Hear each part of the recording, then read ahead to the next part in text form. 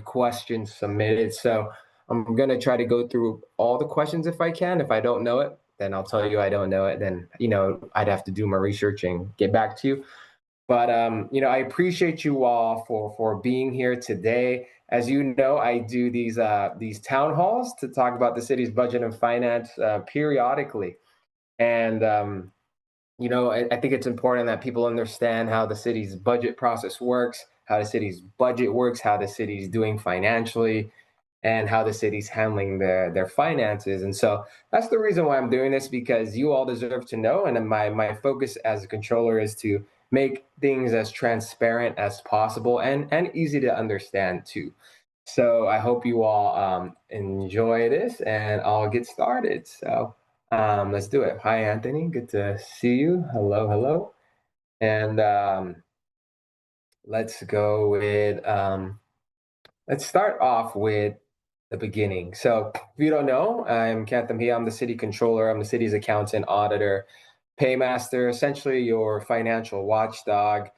I try to do my best to ensure that the city is doing their best they can when it comes to spending our tax dollars in the most efficient and effective manner.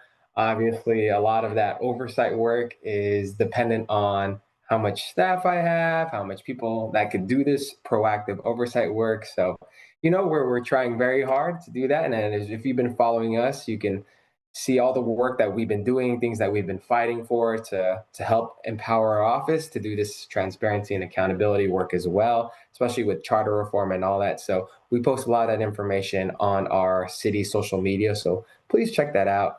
And so let's start off with the city's financial health. I wanted to show you all this new website that we created. And the reason why we created this new website, and I'll post it into the chat here, was so that you all can know how the city's doing financially on a real-time basis. So what I'll do is I'll post it in this chat. All right. And then I'll also share my screen so that way you all could play with it. So if you look at the chat box in Zoom, I listed this new website that we just launched. We actually just launched it recently, very recently. And so what I'll do now is I'll share my screen so I could show you how to use it and how to see how the city's doing financially from sort of a high level overview. So I will share my screen, and then you all could take a look.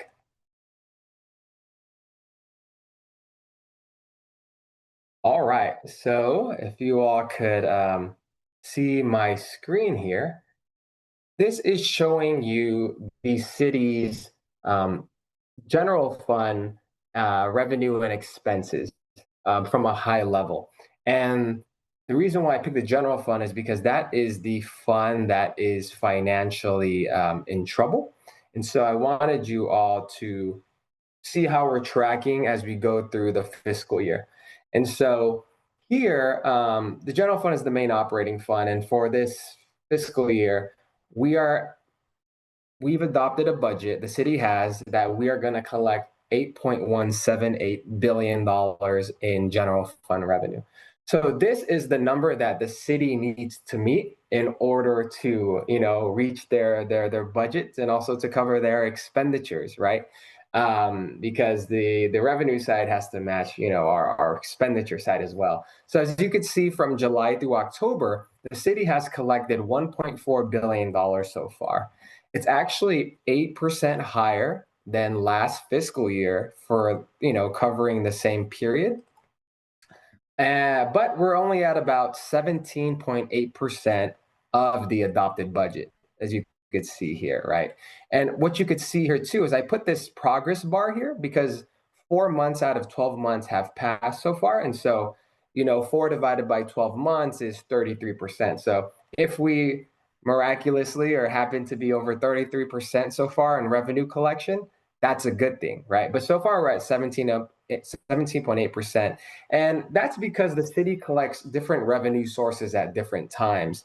And so when you think about revenue and the money that comes in the general fund, there the big chunk of the city's general fund revenue is the property tax, right? That money doesn't come in monthly. That actually comes in, the first tranche comes in December, and then the next tranches come after the year. So that's why you see that we're low right now, but we're going to get more money as the city, as the months pass and we collect those property taxes. And so we actually have to actually borrow money in the beginning of the fiscal year, because as you see here, our revenue collection's low. So during the beginning part of the first half of the fiscal year, we actually borrow funds. Whether it's borrowing outside or borrowing inside from our internally from our special funds.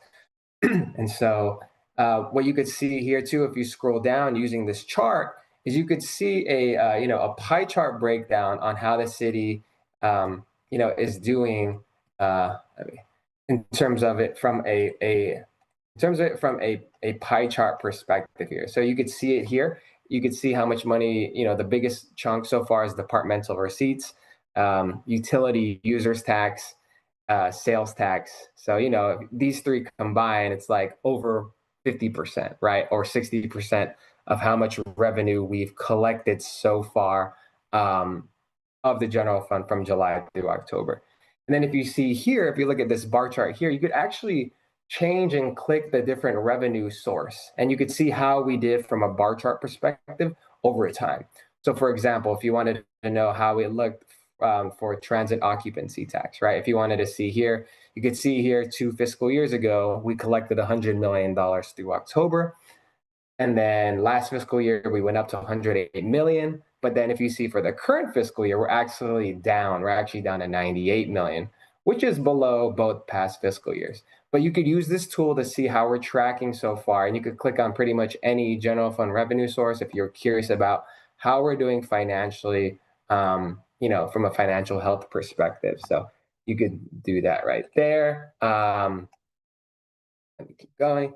So if you go down here, this is actually a spreadsheet of the different general fund revenue sources. So it shows you from a spreadsheet perspective how much money we've collected from July through October over the past 2 fiscal years. So you could just see how we're doing. You could see in this column right here, you could see that some revenues are up compared to the prior fiscal year, and some are down compared to the prior fiscal year right here.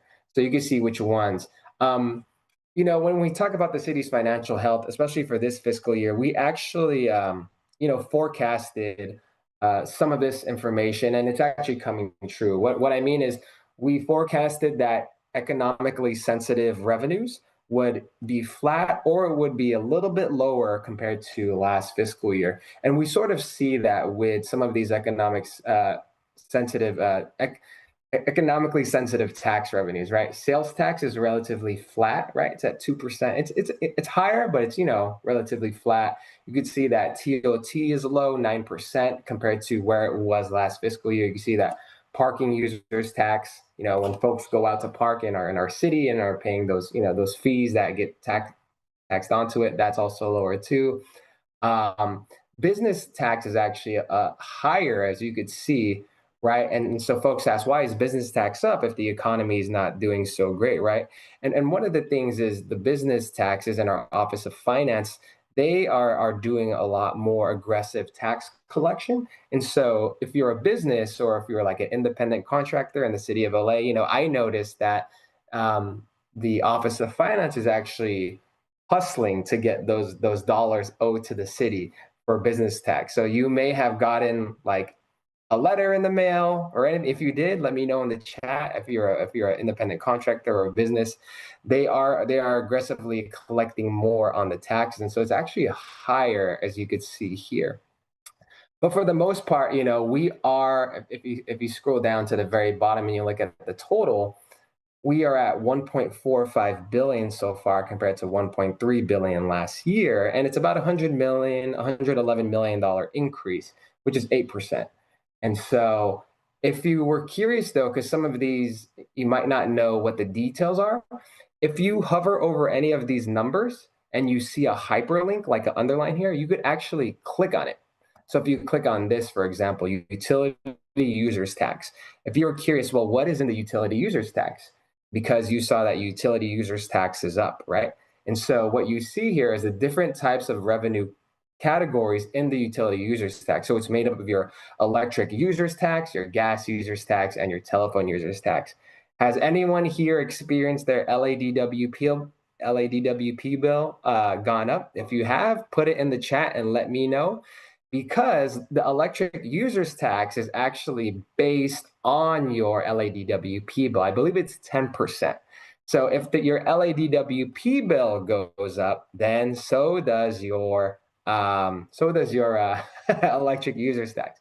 And as you can see here, our electric users tax has gone up by 22 million compared to the same time last year. So, those are some of the things that we're seeing here, and that's why you see utility users tax. But I want you all to explore this website. You could click on some of these. You could even see how much there is here. The departmental receipts is the largest chunk of revenues so far, but you could see these are basically the revenues that come in that are charged by departments, and so you could see how much we've collected when it comes to emergency ambulance fees. When we provide these services to different agencies, you could see how much the city is making when it comes to licenses, permits, and fees for animal pickup. If anyone here is curious about animal services, right? If you wanted to see how much money we're collecting on breeders licenses, as you could see here for breeders licenses, 2 years ago we were at $105,000 from July through October, 2 fiscal years ago. Then last fiscal year it's at 30,000 for breeders licenses, and then this year it's 20,000. That's because the city actually implemented a breeding moratorium on new breeders licenses. So, I'm showing you this because I'm also showing you the story on how legislation or policies enacted could be shown through the city, through this financial website where you could see, oh, okay, well, we stopped collecting revenue for a specific reason. Let me go check this website and see if that's true. And you could sort of see that. So play around with this website. It shows you that. I'll put it in the chat again, and then I'm gonna go to the expenditure side as well. So I put it in the chat one more time. So this is that is the revenue side. So I'll close that out, and then I'll go to the expenditure side. One thing I want to point out is when you use this website to see the city's financial health is on the revenue side. And you know how I mentioned that the adopted budget is 8.178 billion. If you click on expenditures now, you'll notice that this is higher, right? That's because the city will supplement the general fund, that 8.2 billion that you saw here. It will supplement it with special funds, and that's because many departments are general funded for the most part, but we do transfers into these departments that get those general fund dollars, and we add the special funds. That's why you see that it's higher here, because there will be transfers that take place. So far for this fiscal year, from July through October, we are tracking at $2.5 billion in expenditures right now. It's about a 2% increase year over year. And from July through October, if we are below 33% so far compared to the budget, then that's a good thing. That is a good thing, right? Because if you were spending over, 33%, that wouldn't be good, and we could be overspending. So we want to try to be below. We want to be below this number. I want to make a clarification because I think Donna said I'm encouraging breathing. No, I'm not encouraging breathing at all. I'm just showing you that you could see that the breathing moratorium is having an effect. Like you could see it. You could see that revenues are you could see it on here. So, I actually wrote some of the policy behind the scenes to pass the breathing moratorium for the animals. So just want to clarify that. So you could see here too in the expenditures, we're at about 26% spent so far compared to the adopted budget. And if you scroll down here into the pie chart, you can see what makes up most of the spending so far this fiscal year. You could see here that 25% is the police so far. We spent 620 million, and we have this general category, right? And you're like, what is this general category? If you wanted, you could actually click on the general pie right here, and it'll actually tell you what the general means. So general includes spending like tax revenue anticipatory notes, which is basically the city borrowing money. Like I was telling you, how we borrow money early in the fiscal year, so that way we can fund operations and pay our retirement pension contributions. So that's that note right there. It also has spending for rec and parks, libraries, sidewalk repair, arts and cultural fund, etc. So that's what that general is. You have human resources, fire, but you could just see which is what is making up most of the spending so far to date. Here, like the other one, you could see the different bar charts and compare how spending is going year over year from July through October. So here you could actually click on any department that you want. So let's click on animal services, for example. You could see that 2 fiscal years ago, they spent $9.7 million. And then last fiscal year through the same period, they spent less, $8.7 million. And then this fiscal year, they're at 8.7. So it's pretty flat. But the whole point of this bar chart is to show you a visual perspective on spending, year over year over that same period, right? So, if you're curious about liability claims, it was 30 million through October 2 years ago, and then last year was 140 million, and as of today, it's 80 million. So that's that. And if you go down here, this will show you a spreadsheet, uh, perspective of the spending so far by department and also non-departmental spending. And so, if you look at each department, you could see how much they spent for the first 4 months, and compare it to that adopted budget that they had for that fiscal year. And so, if you look at, for example, let's look at aging, right? Aging spent $1.5 million through October 2 years ago. They had a $16.5 million budget. So if you do 1.5 million divided by 16.5, they were spending 9% of their budget at this time 2 years ago. If you look at this next column, this is last year. So from July through October last year, they spent 1.7 million out of an $11.5 million budget. That's 15% of their budget utilized so far. And then if you look at this fiscal year, you can see that they've spent 1.9 million so far, and their budget is now 10.7. And if you just divide the spend amount divided by the budget amount, that is their budget utilization percentage. And so you could just, if you're curious about, well, what are they spending on? What goes into these accounts here? You could actually click on these numbers because you see it has a hyperlink or an underline. You could actually click on it and it will tell you from an accounting perspective, what are the accounts that are making up that spend so far. So you could see that it's contractual services, it's office and admin, overtime, printing, salaries, and you can just see how we're tracking. And if you notice it here, there are red percentages, and red means basically, remember how we said only 4 months have passed so far in the fiscal year. If you do 4 divided by 12, that is 33%. So if a department is already spending over 33%, 4 months into the fiscal year, that is not a good thing, right? But just because a department's spending over over the year's progress so far, it might not trigger them to go over their total budget. Like if you see here, right? Like for aging, you could see here that they are 86% into their budget so far for office and admin expense, but you could see that their budget for that is only 45,000. It's tiny, right? You could see this budget is only 3,900 and they're already spending 63%, right? So, it's good to really dive deep into it. So really click on each hyperlink and play around with it. So Let me just share that one more time so you could see this. This, like I said, this we made this so you all could see the city's financial health in real time, and you could play with it. You could see every department how they're tracking so far. Like I said, click on their details to see how they're doing, and on the bottom here, we also include the sort of the non-departmental spending. That's some of this still gets tied to the departments, right? Because we pay for pensions, we pay for HR benefits, right?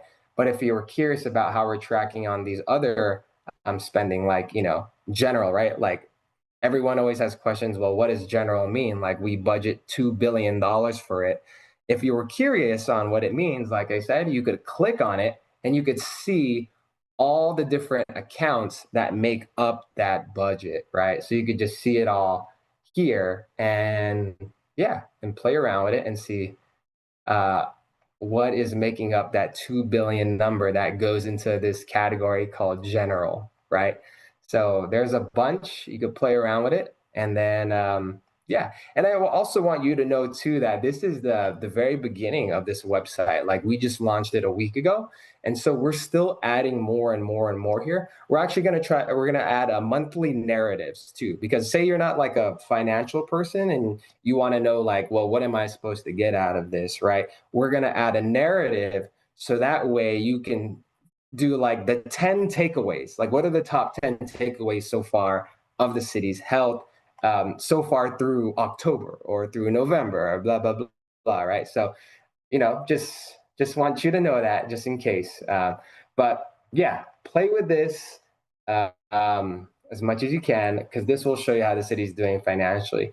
So overall, what I could tell you from our takeaways is that so far the city is, when it comes to a revenue perspective, right, we are doing better than we were than we were last fiscal year.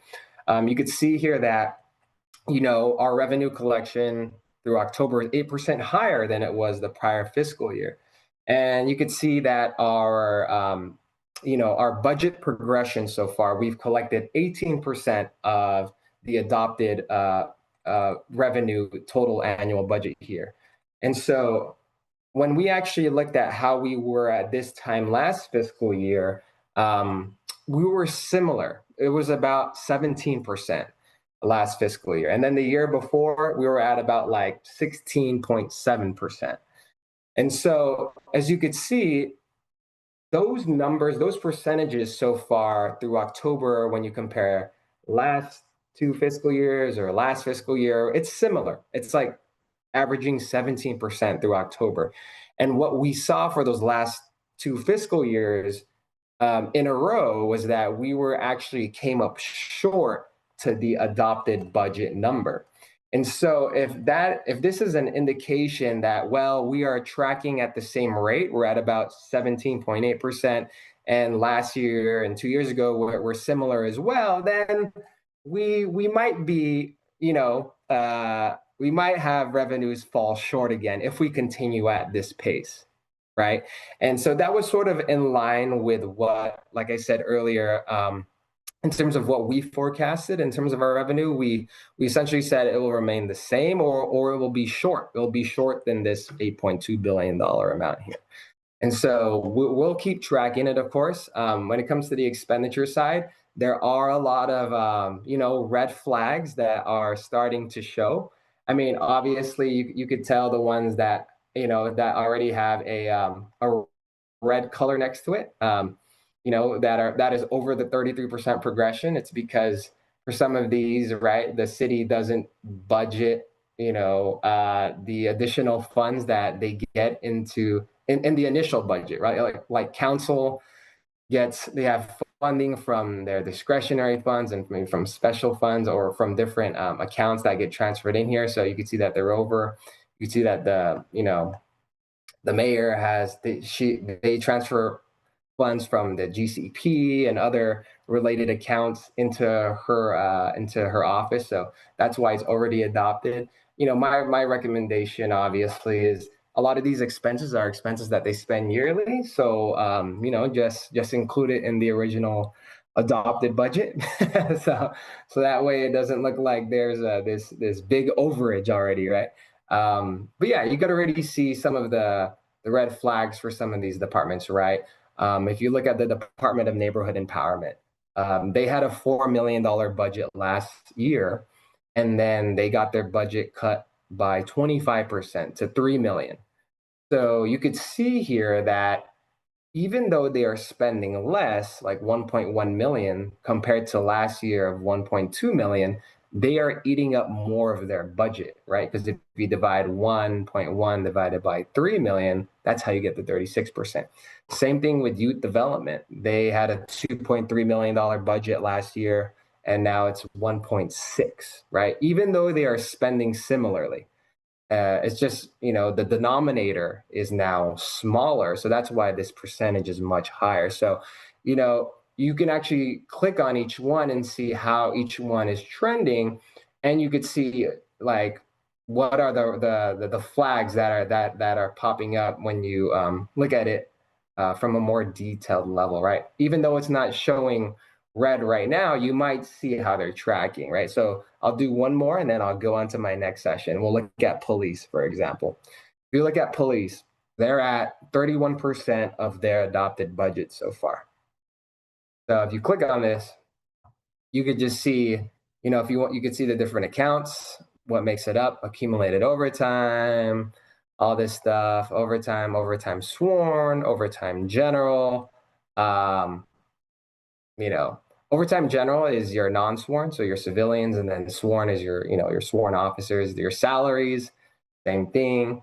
So even though, as you saw from the previous screen on the homepage, even though they were below as a total below the 33%, you could see which accounts from a more detailed level are tracking over that 33% progress mark, right? So if you're curious to see how they're doing so far, you could just see which ones that our department should be paying attention to. So like this one's a big one, right? There's a $203 million budget here. That's for overtime for police officers. You could see here that they are 36% already, which is over the 33% mark. And it's also a function of the fact that you see their OT budget, it went from 240 million to 203 million, right? Even though they are spending less, but if they continue at this rate, they will go over by their full budget by the end of the year. So you could see all these different things, yeah, and play around with it. So even like I said, the whole point of me showing that is even though it doesn't show red, if you look into it, you might be able to see details on specific accounts that are trending towards that, which might bring it over eventually. So that is how you could see the city's financial health in a more real-time basis. And I hope you all play with this so you all could see how we're doing, and then yeah. So that is. Let me stop sharing really quickly because I talked a lot, and I just want to make sure that I could catch my breath for a second. So sorry as I try to let me drink some water because I got to go to the next session. But yeah, isn't that cool? Like you all could see how the city's doing financially, like in real time. So there's so much more, y'all, that we're gonna do with that website. But I hope you all play with it more. Um, and so let's go to the next section. So I talked about the city's financial health, and I showed you the website where you could see that. I'm now gonna talk about um, I'm going to talk about some of our solutions that our office, the controller's office, we've recommended so far, for long-term, structural and better fiscal health. And I'm also going to talk about the budget process because the budget process is underway and you all need to get involved now because, as you saw, the city's finances have not been the greatest. So it's more important that you all let folks know how you want that money spent and get involved. So I will share my screen here. And okay, so sharing my screen here. And here are our budget, or here is our strategic approach to long-term fiscal health. And so, I've been in office for almost 3 years, and my background, everyone, is I come from the private sector. I was an auditor at Ernst and Young, EY, and then I did private accounting for big public firms and startup firms. So when I joined the city, a lot of what I was seeing, I was like, wow, like we are not handling our finances in the most strategic and honest and best way. And so, what I try to do is with all these websites and everything, and with these recommendations as well, how can we make things look better, more honest, and get the city to get on a more financially sound track. And so these were some of the things that we came up with. And actually, I could tell you some of these that are actually turning into reality. And so when we took office, we were mentioning some of these things from the beginning. I took office in December 2022, but you can see here that we are recommending a 2-year budget. As you all know, right now the city operates on an annual budget, and oh my God, it takes up so much of everyone's time, so many hours, and like the moment you finish the budget, you have to start getting ready for the next year's budget. And there's just, you don't even get the opportunity to see how your fiscal year has gone through fruition. And so you can't really tell like if your budget did something great, because you're just always jumping from budget to budget and budget. And that's why I'm gonna, the next part, I'm gonna show you the budget process, because you could just see how fast it begins and how ridiculous it is. So, we are recommending the 2-year budget. It'll save a lot of time.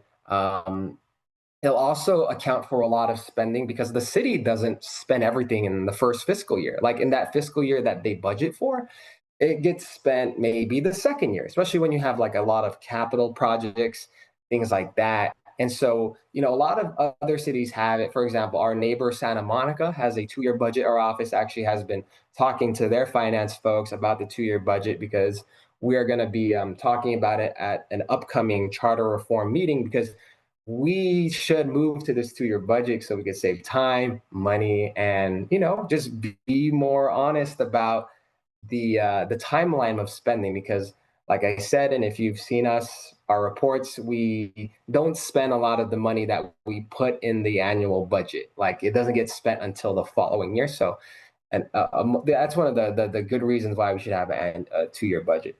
The next one is a real capital infrastructure plan. Right now the city doesn't have a capital infrastructure plan, and we're like the largest city that doesn't have it. And basically, if you don't have a plan, like a North Star on how you want your city to be in terms of your capital infrastructure, then what you have is essentially are a bunch of thousands and thousands of little projects, like fixing this sidewalks, fixing that building, fixing this park, fixing that street, that pothole, like the way the city operates now is basically hundreds of little mini projects of fixing things, street lights, da da da da da. There's really no overall plan or goal on how the city is trying to reach there. So we are pushing for that. Let me just go back to this 2-year budget. What I want to say is this city is actually moving towards one, y'all, and we need your support to make it happen. Of course, we can yell it out as the controller, but if you all voice your opinion too to the Charter Reform Commission and to your elected officials, that's a good way to move the 2-year budget. So right now it's being considered by the Charter Reform Commission. A lot of different entities are now considering the 2-year budget. So I know Xenia, you asked that question, how do we get this moving? That's how you could get it moving. Get involved in the charter reform process, reach out to your elected officials and tell them to move towards a 2-year budget. The capital infrastructure plan is also becoming a reality too. The mayor just last year released a executive directive for the cities to start creating a capital infrastructure plan. So you can see here some of the things that we've been recommending are actually, people are starting to pay attention to them and moving towards that. This third bullet point is is honest and transparent budgeting. And this is, an approach to fiscal health. And the reason why I say honest and transparent budgeting is because the way the city budgets, and you could see it like on that website that I shared with you all, you could just see that the city, when they adopt their budget, they they don't include all the expenditures that they're going to make, even though they know they're going to, a specific department is going to do that spending, right? They don't include everything into the adopted budget for that department, even though we know they're going to get that money. And so it's like from the beginning, just put that money that is hiding somewhere else, or is chilling somewhere else, and put it already into that department. So that way that department could have that full adopted budget, right? And so that is why we're saying put it in there, budget more realistically, include the annual cost of living adjustment increases, that you get every year. Include the fact that if you all don't know, in January, a lot of city employees get uh, if you have excess sick hours, you get paid out that. You also get paid out your, personal leave payouts as well. In the city, you get 3 days of personal leave, and if you don't use it, you get that paid out in January. So in January, a lot of city employees get like a huge paycheck of all these excess, hours that they don't use, and they get it. And it's like, but unfortunately, the city doesn't budget it into that department's annual budget. And so what ends up happening is a lot of these departments are, once it hits January, you'll see this huge spike of spending happening, and the city doesn't budget for it, even though they know it's happening. So that's what I mean by like include the increased costs that we know that are going to be in the budget, because when a department overspends over that adopted budget, it could be very destructive, because when you go over the adopted budget, you actually have to find money, and that could lead to the city like implementing a hiring freeze, or austerity measures, where departments, even though they have like a surplus, or they have an under, or they're underspending, but because another department's overspending, they take that money away from those other departments, right? And so that's why I'm a huge advocate of, if we know, and if you look at like prior years and you see the consistent patterns of spending, and you know that there are these increases, right? These cost of living adjustment increases, these salary increases, these payouts in January, include it already in the budget. So that way, when these things happen, these shocks are not felt as hard, and it's not as you know destructive to the city's overall budget. So that's what I mean by like, be more honest, be more, about the budget. If you could see here, the realistic revenue projections, this is one I haven't touched on, but basically, like I said earlier, right, the city has budgeted high revenue numbers. And, maybe they feel that they're going to get that money, but, our office actually releases forecasts in March about how the revenue is going to be. And our number is actually lower than the city's official number when it gets approved. And what we've seen the past 2 fiscal years is the actual revenues that have came in pretty like high, like, sorry, have came in pretty under, like, and at a pretty large amount, whether it's like 100 million or over $100 million short in revenue.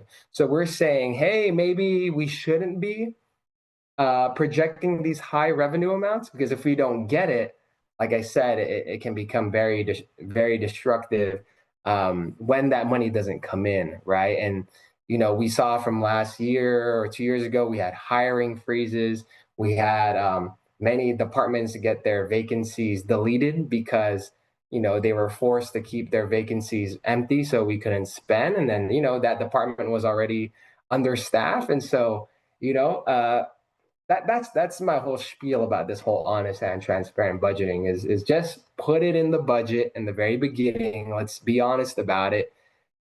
People may not like it, but it's honest, right? And that's we should be honest about the budget.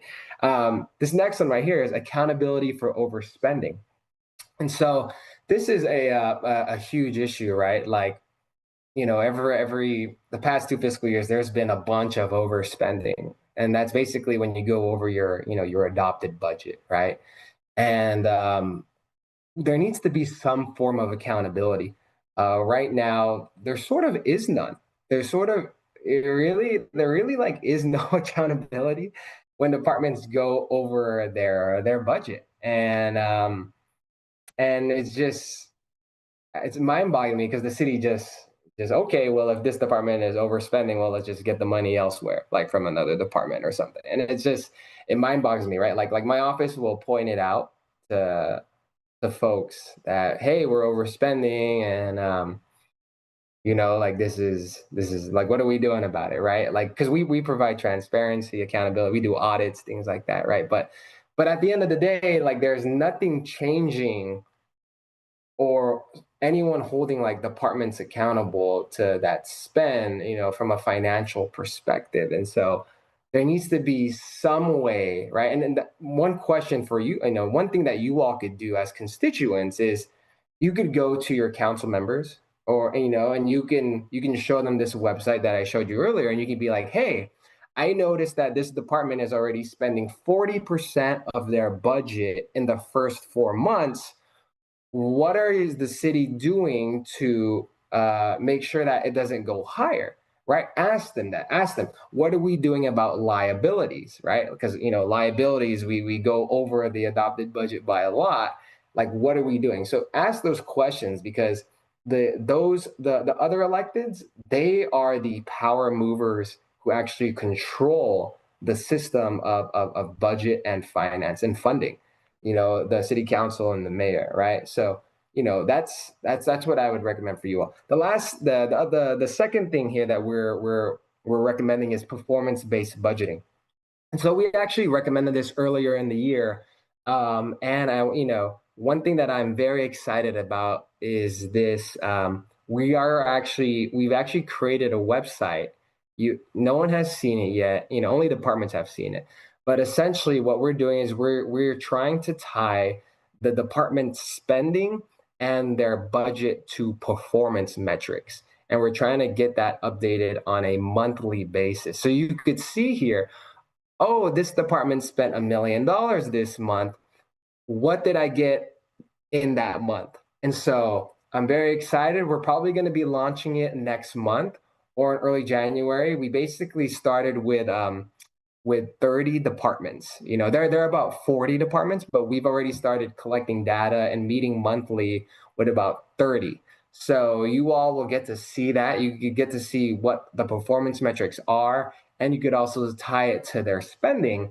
And that way you all could see, like, okay, well, maybe we should fund this department more because they are, doing a lot of good things, and you could see that through their metric data, right? So, get ready for that. We're gonna release that in a month or so, and it'll really help you answer the question: what am I getting for my tax dollars from this department? So, performance-based budgeting, that's good. The last one is empowering department heads with their budget. A lot of we pay city department heads like a lot of money, like over 300 grand, 250 grand a year, 400 grand, right? But we like a lot of the city micromanages them. They we got to empower these folks. We pay them a lot, and if they knew how to, if they knew the goals of what they wanted from the policymakers, right, from other elected officials, let them work within their budget to try to achieve those goals with what the with what the elected officials want.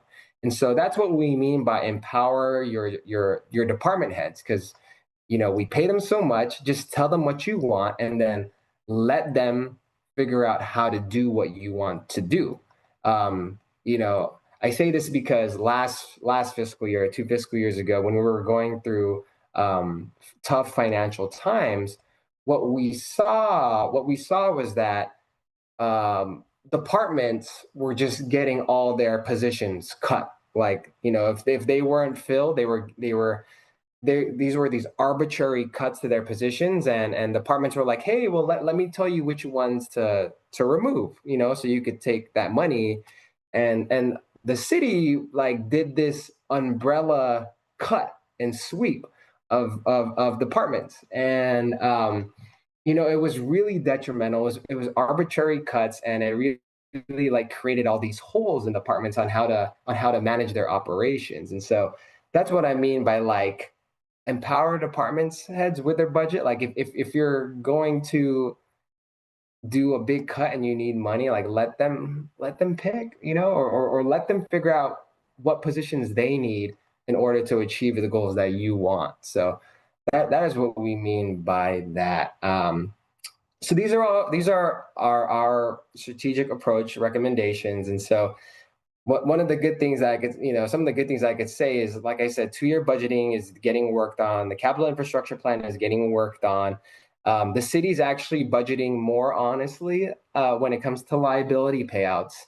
If you didn't know, the city would just budget around $80 million for liability payouts um, every year.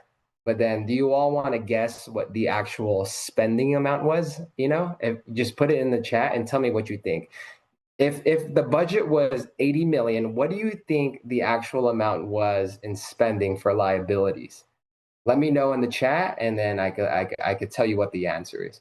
Well, the answer is it's a lot higher than 80 million. And so what we were like pushing for is saying, hey, stop budgeting so low for these liabilities, because you know what's going to come out. Like, the liabilities that are in the queue to get paid. Why don't you budget more honestly and budget the higher amount? And so actually, y'all, the city budgeted more honestly this year. So instead of it being 80 million, it's now 187 million.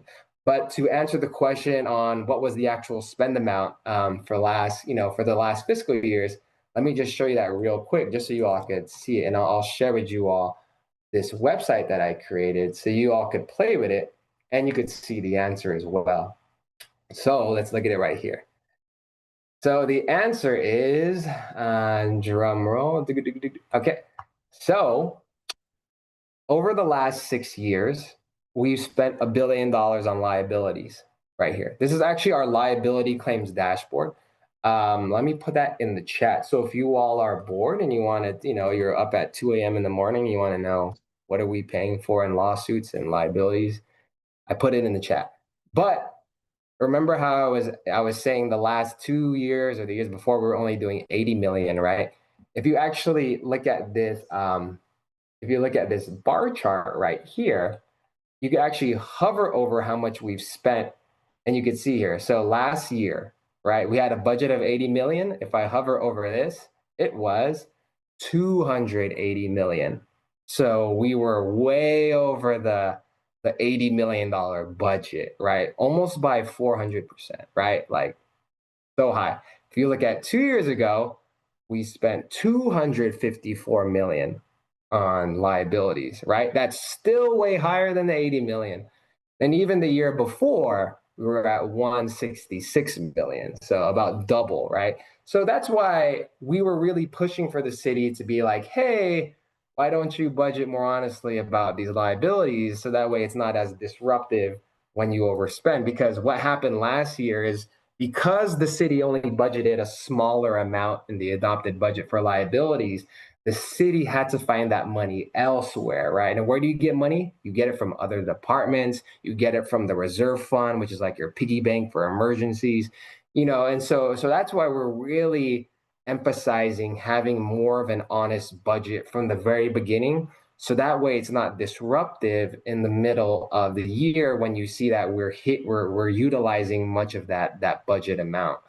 So yeah, play with this liability claims dashboard. You could also, filter by certain departments, whatever you want to see, and play with that. So, okay, my second to last portion of this town hall is talk about the budget process, because it is underway. So let me show you all that, and let me drink some water because, man, I keep talking. Hold on. Is everyone doing all right? Everyone having a good time? Okay. Let us go to the budget process. Okay. Whew. All right. So the budget process is underway, and that's another reason why I wanted to do this because I need you all to get involved and tell folks where you want your money to be spent or budgeted. So here's the budget timeline.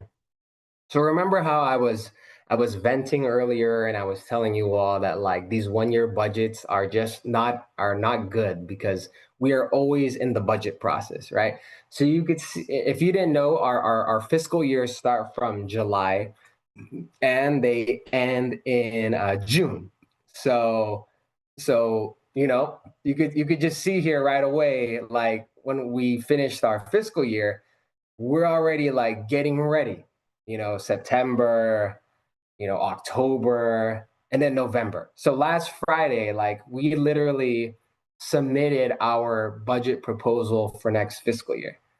But we were already starting to build that last month, right? And we were just, we're already getting ready to do it. So you could just see like this budget process is just takes up so much of I was gonna say so much of our lives. It takes up so much of our time, right? Like we are doing a lot of just budget prep, and so you could see here, right? So we're right here in November. So the departments actually submitted it on Friday, the week before Thanksgiving.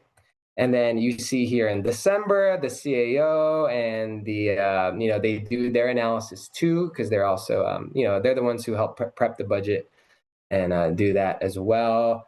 They meet with departments about their proposed budget.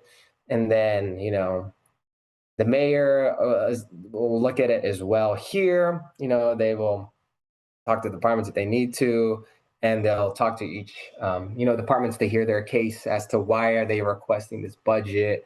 And then you can see here, this is where the controller, my office, releases our revenue forecast. Remember how I was saying like we've been, releasing more conservative estimates and all that.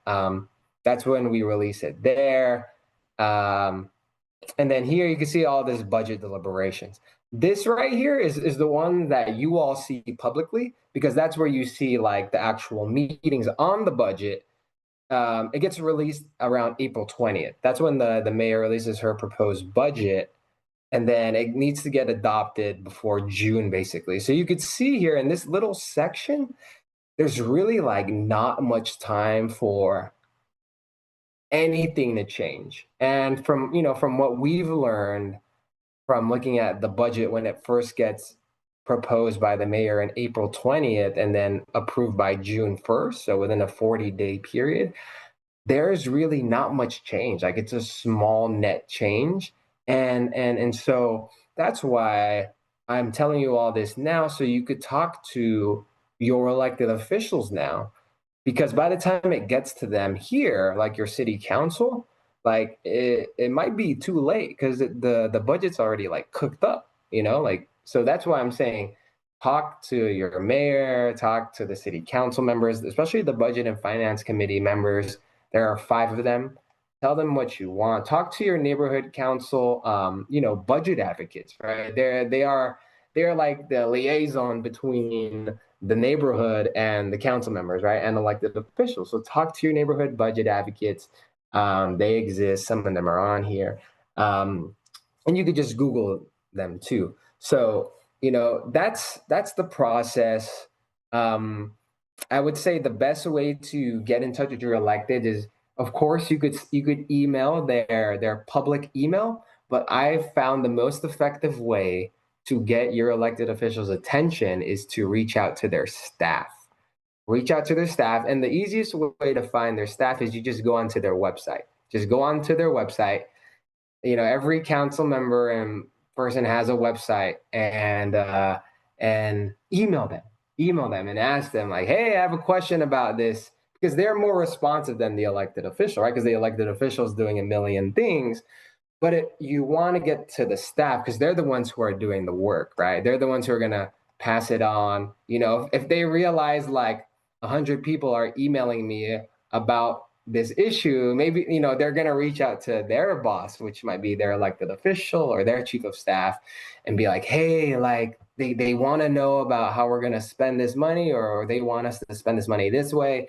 So that's what I recommend, honestly, is talk to the staffers.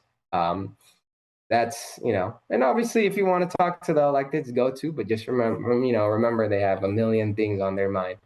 So go for it. Um, so that's the timeline. So who decides the budget? Like I said, the mayor proposes the budget, right?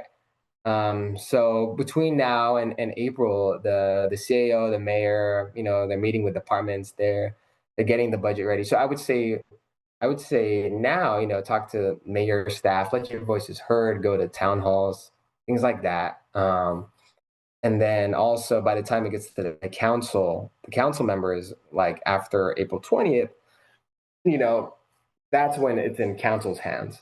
And once it's in council's hands, then they can review it, they can amend it, or they could just pass it as is. So that's when it's council's turn in April. So before then, I would say talk to both elected officials, mayor, like city council, etc., and let them know.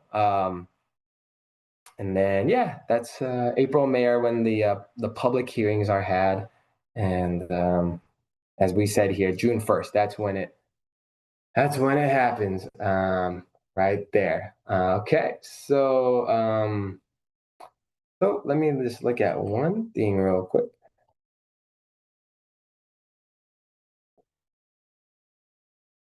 Oh yeah, this is what I just said earlier. This is how you can, give public input, engage with your elected officials early on. Like I said, you could also talk to the department heads too. Join the commission meetings, let your voices heard. So that way, the department heads, if they hear what you're bringing up, they could bring it to the table when they talk to the mayor or when they bring it up to the city council.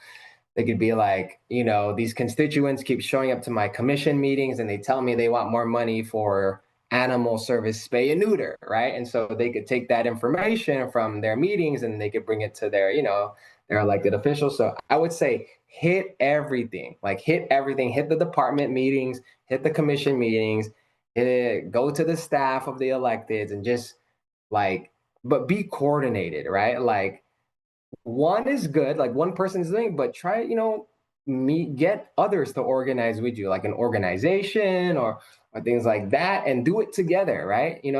I try to say don't just do copy and paste, like personalize it, personalize your email, make it related to the fact that, say, hey, I'm a constituent. Hey, I'm 10 years old. Hey, I am a senior. Hey, I'm a huge animal lover, like in your district. Like make things personable, so that way you could connect to the folks. So that's what I would say is how you lobby your elected officials, in a effective manner, right? And then also, like I said, talk to your neighborhood councils, right? Like they are also a conduit for you to make your voices heard. There are 100 or 99 neighborhood councils. So if you just Google neighborhood councils in Google, you'll see all the neighborhoods. And I'm pretty sure if you live in the city of LA, you have a neighborhood council that you could show up to and talk about and ask them questions too. All right. Oh yeah. Here's also a way you could find out if you don't know who your council member or elected officials are.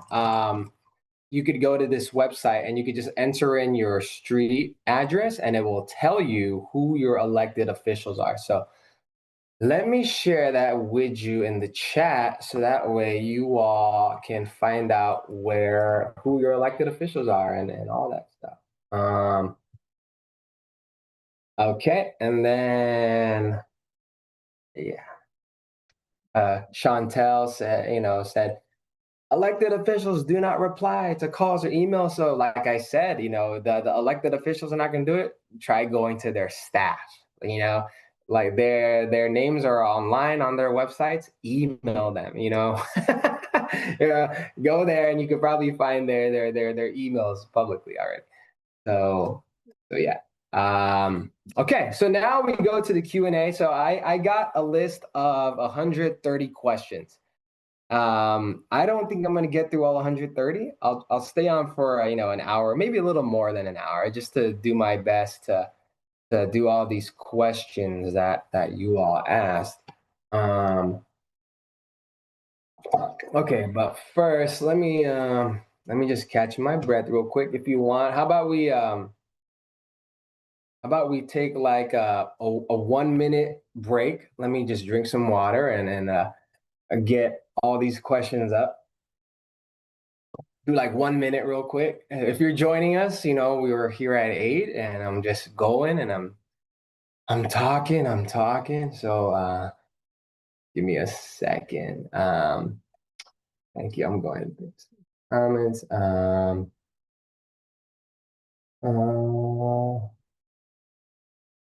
Okay. All right.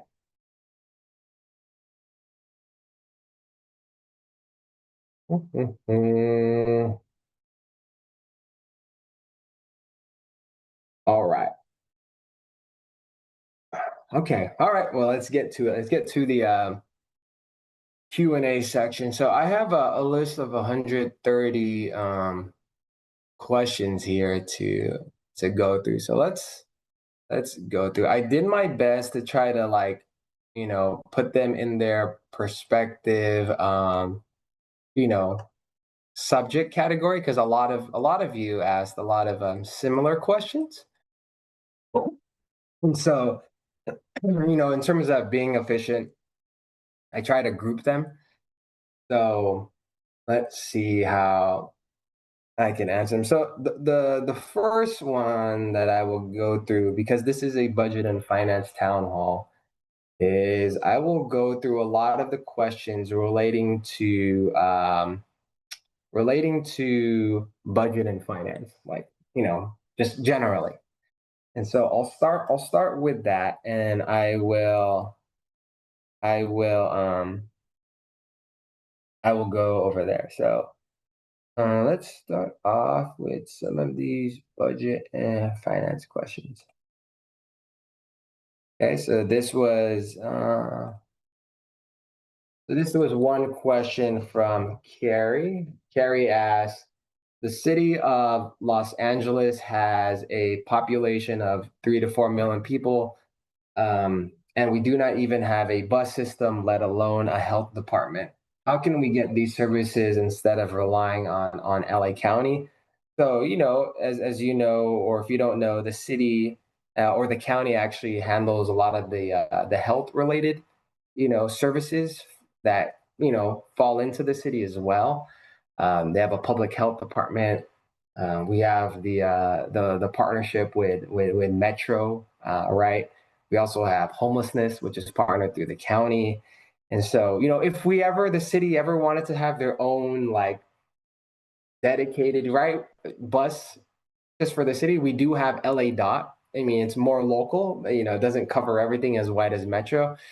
Then we'd have to find a whole bunch of money, right? If we wanted to have our own, health department, we would, like I said, we would need to have more funds to create our own health department in order to do that as well. So I think one of the uh, if it would comes to any department or anything, or if we just want to take it on ourselves, we just have to find a way, basically, a way to fund that and have that. Um, and so that is that. Henri asked the second question.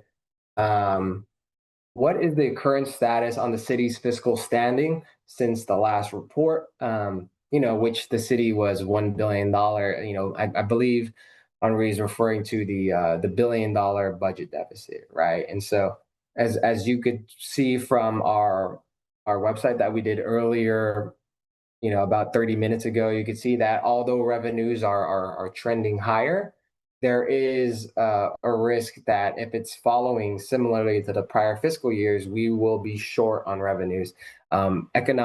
Economically sensitive revenues, like I said, like sales tax, transit occupancy tax, those things are flat or they're taking a hit, and that could be due to a lot of reasons, right? A lot of people are not spending. Things cost too much. inflation. You have people not wanting to travel to Los Angeles because of all the things that's happening around, the federal government, immigration, etc. We're not getting a lot of visitors, so that's why TOT is lower. So on the revenue side, like we forecasted, we don't think, or we think it'll be flat, like revenues will be flat with how it was last year, or it might be slightly lower. But if revenues stay the same or they're lower, but expenditures are higher, that is how you get this budget gap. That's how you get this deficit, right? And so, from what we've seen and what we know is expenditures are tracking, they are increasing, they are going higher. And it might not be at the pace at which revenues are being collected. So we are going to see that we're probably going to overspend, right? If you look at that website, the revenue expense website that I shared with you earlier, you could already see that there are departments who are inching towards that 33% mark. And by the time it hits January, like remember what I told you, when it hits January, we're going to do all these payouts to employees, which is great for the employees. Like it's good for employees. You're getting these little payouts of extra pay that wasn't budgeted for. You're gonna see that we might like go over that adopted budget tracking percentage, right, as time goes by. So so to answer your question, Henri, like our current status is revenues are high now, but it's higher than last year, but we still think it's going to be flat or remain lower, and it might not be as much as the expenditures that we're spending. And so there, if that's the case, there will be a gap or a deficit. And so we'll see what happens. Like I said, we created that website so you could track it monthly and you could see how we're doing monthly. So yeah, that is that question. The next question is from Gary. Gary asks, "Have there been have there been departmental budget and staff cuts for Los Angeles to properly function and provide services?" I think you're asking, have there been budget and staffing cuts for departments? I think that's what you're asking, which may affect their ability to provide services. So to answer your question, which I think is what you're asking, yeah, there have been cuts. Like it's there's been a lot of cuts. The past two fiscal years, the departments have past 2, 3 fiscal years, departments have seen their budgets get like it just gone down, and a lot of that is payroll, right? And that's a lot of that is staffing. So to answer your second question, when you reduce your budget and a good amount of that is your payroll expense, that's your staff. So you're removing staff, you're removing vacant positions that you were trying to fill. We were under a threat of layoffs, right? Like, so, even though we are doing our best to avoid layoffs right now, a lot of departments did lose positions to fill. And you all know that the city is not adequately providing services sufficiently.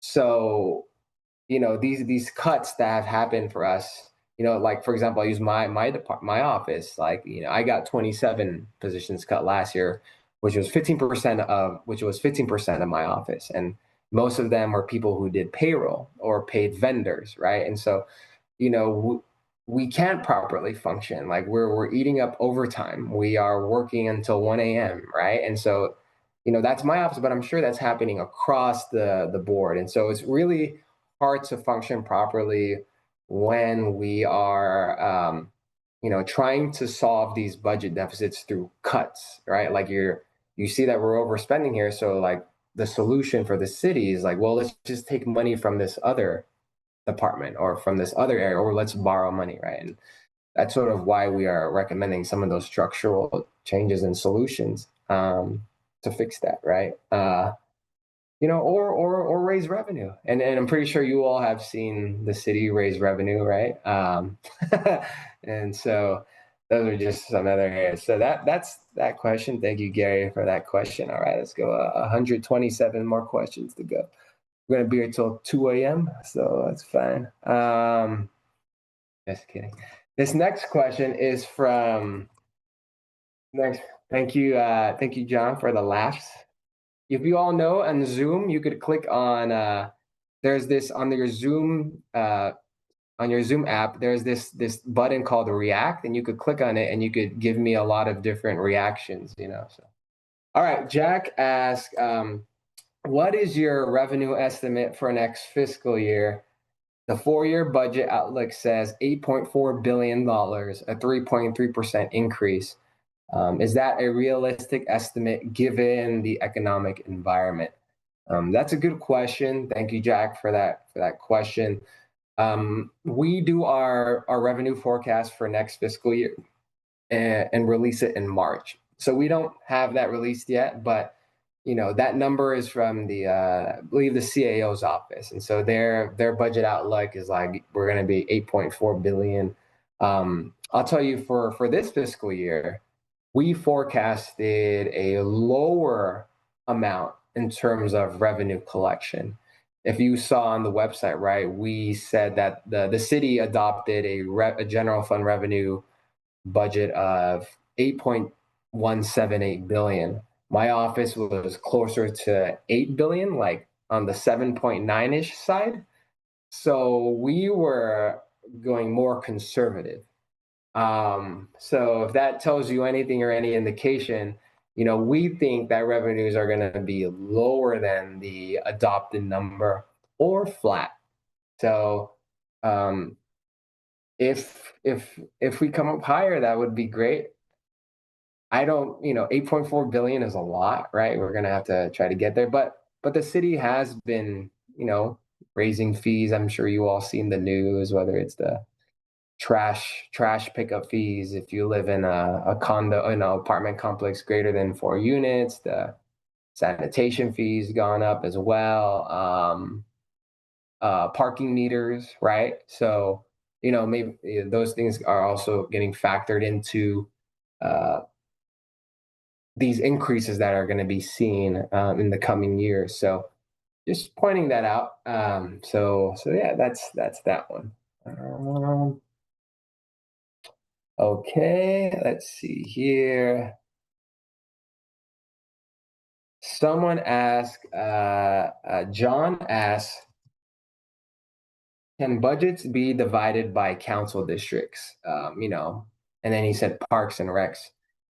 So I think for this question, there are district specific spending, right? Some in the annual budget, there are like community like council district funds that the departments could spend on. There's homelessness funds for the specific council district. It's not a lot, but there are district specific funds, and also council offices also have discretionary funds. They have a discretionary budget that they could spend on, you all or constituents in there too. And I would think that would be a good way to get money to be spent, maybe towards little projects or for events for a nonprofit or anything in your district. But I think that would be a good way to do it. But generally speaking, like, it's not really divided by council district. And when the city releases the budget, it's for like the entire city, right? And departments basically have like 16 bosses. It's 15 council, it's the 15 council members, and it's the mayor. And so like, they're all trying to get departments, hey, fix my district, hey, fix my house, hey, fix my street, hey, fix it, so it's really difficult to pinpoint like how much money is going to a specific district. But I would say use the discretionary budget for our council offices.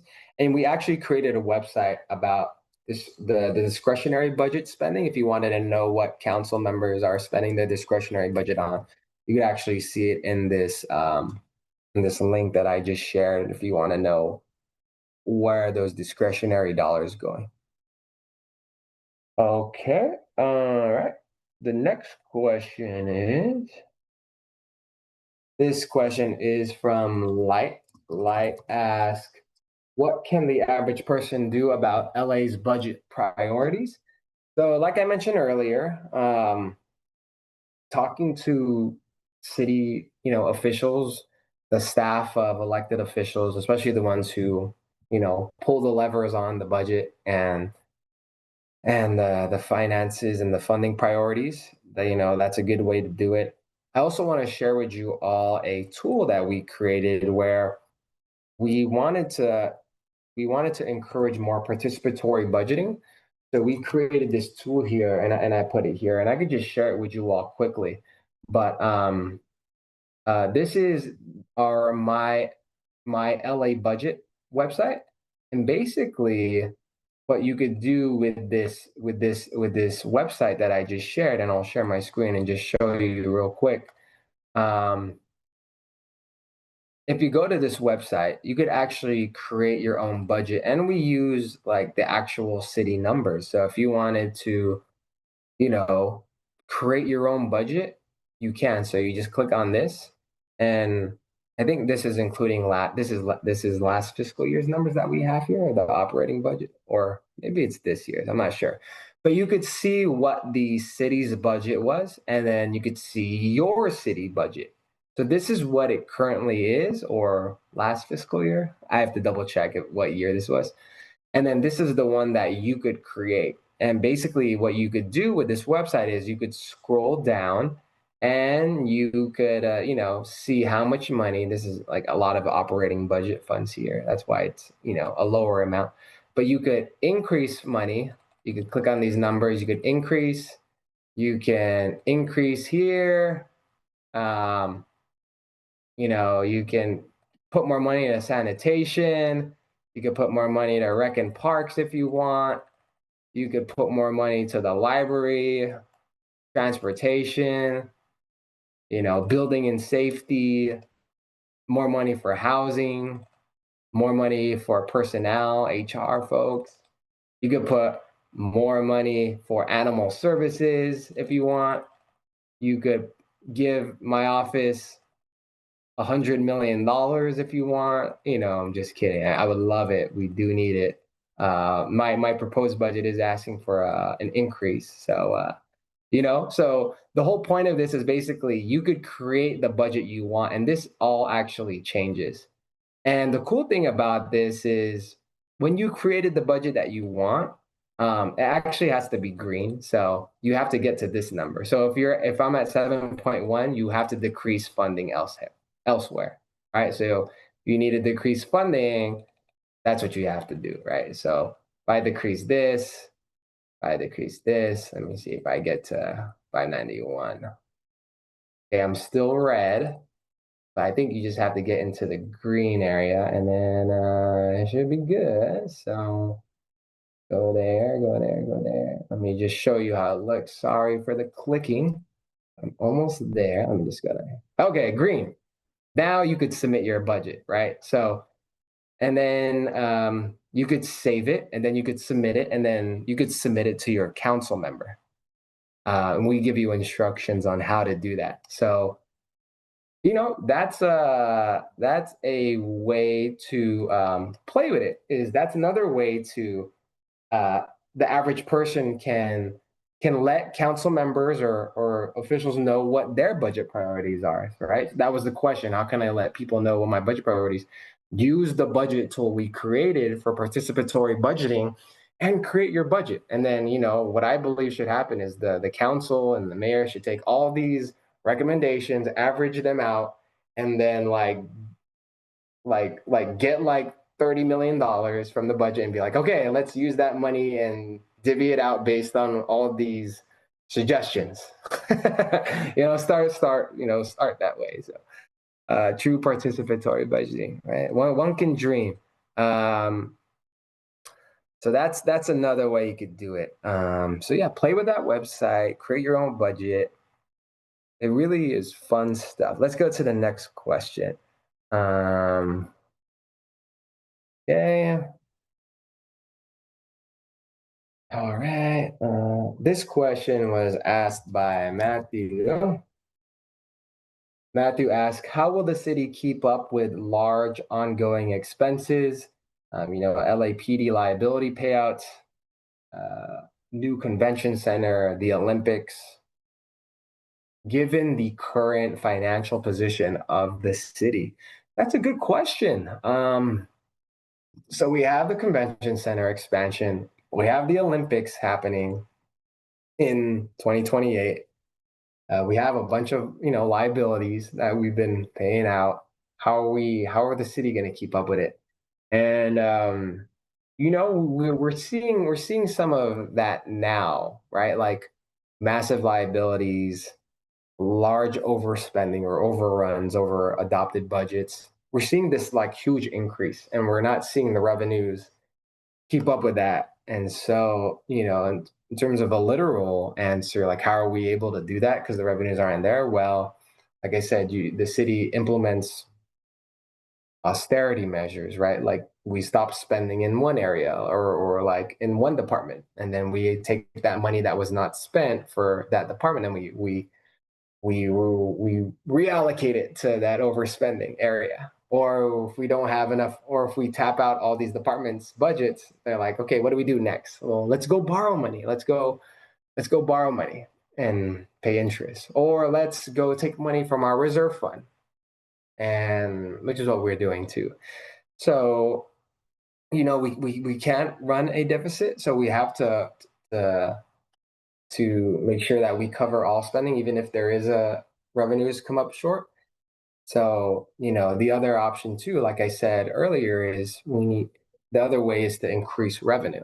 And as I mentioned, the city is exploring a lot of different ways to increase revenue. And like I said, some of you all are already feeling the effects of that, depending on the revenue increases that have happened, like for the trash pickup fees, the parking meters, sanitation fees, um, the electric users tax fees that you saw increase because the LADWP bill. So there are actually a lot of increases happening. Let me know in the chat if you've been experiencing a lot of increases related to city related expenses, right? Like I think that's interesting.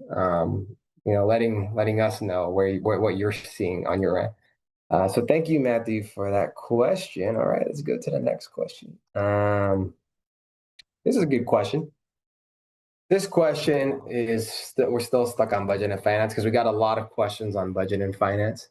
Um, where can the city increase revenue?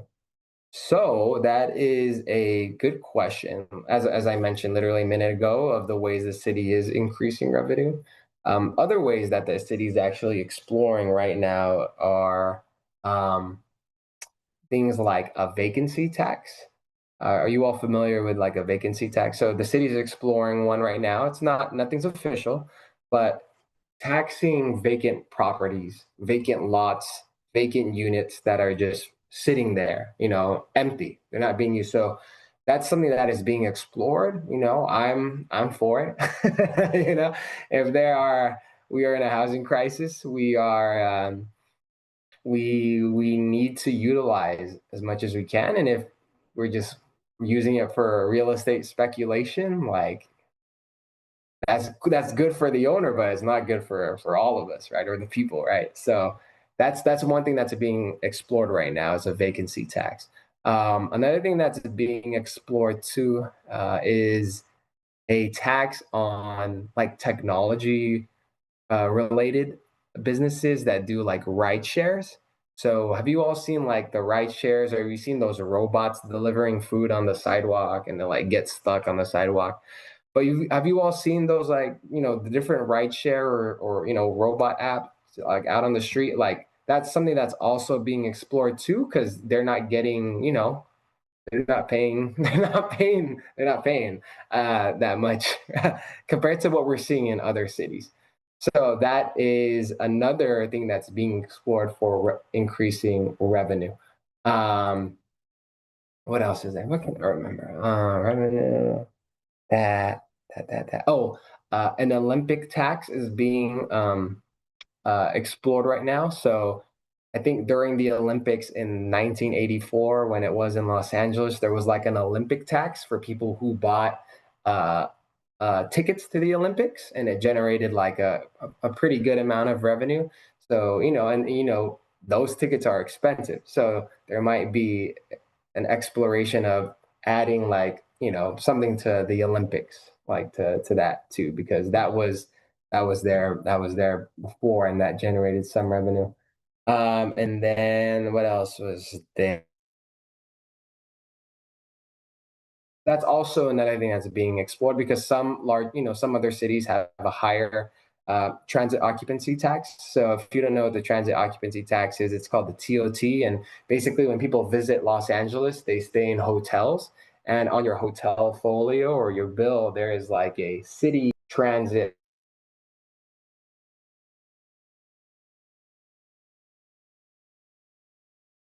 increase that to be more like, like other cities who charge higher.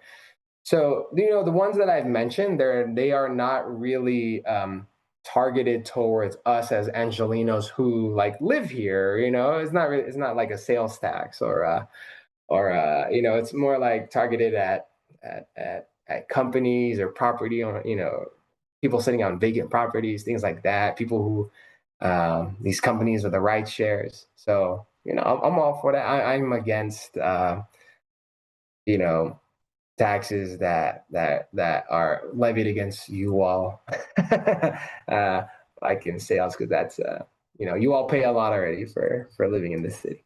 In addition, there's other things you could do too by encouraging more development, of course. Or, if you have more mixed use, multifamily housing, affordable housing instead of just a bunch of single family homes, right? That also generates impact fees, property taxes, things like that. So there's also that housing element too. If the city moves towards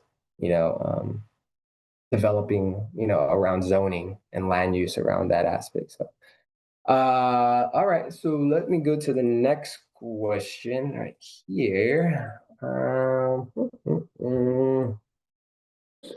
Michelle asks, "How can we be part of the budget decision making process?" So I think I've answered that. So I'll just go on to another question because I talked about that a lot.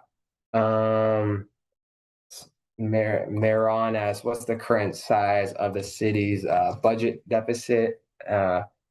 And what steps are being taken. So, I already talked about the current status so far of, you know, it was $1 billion going into this fiscal year. And right now we are still monitoring it to see what it is. And you can use the website we shared, which monitors our financial health on a real time, monthly basis. So check that out.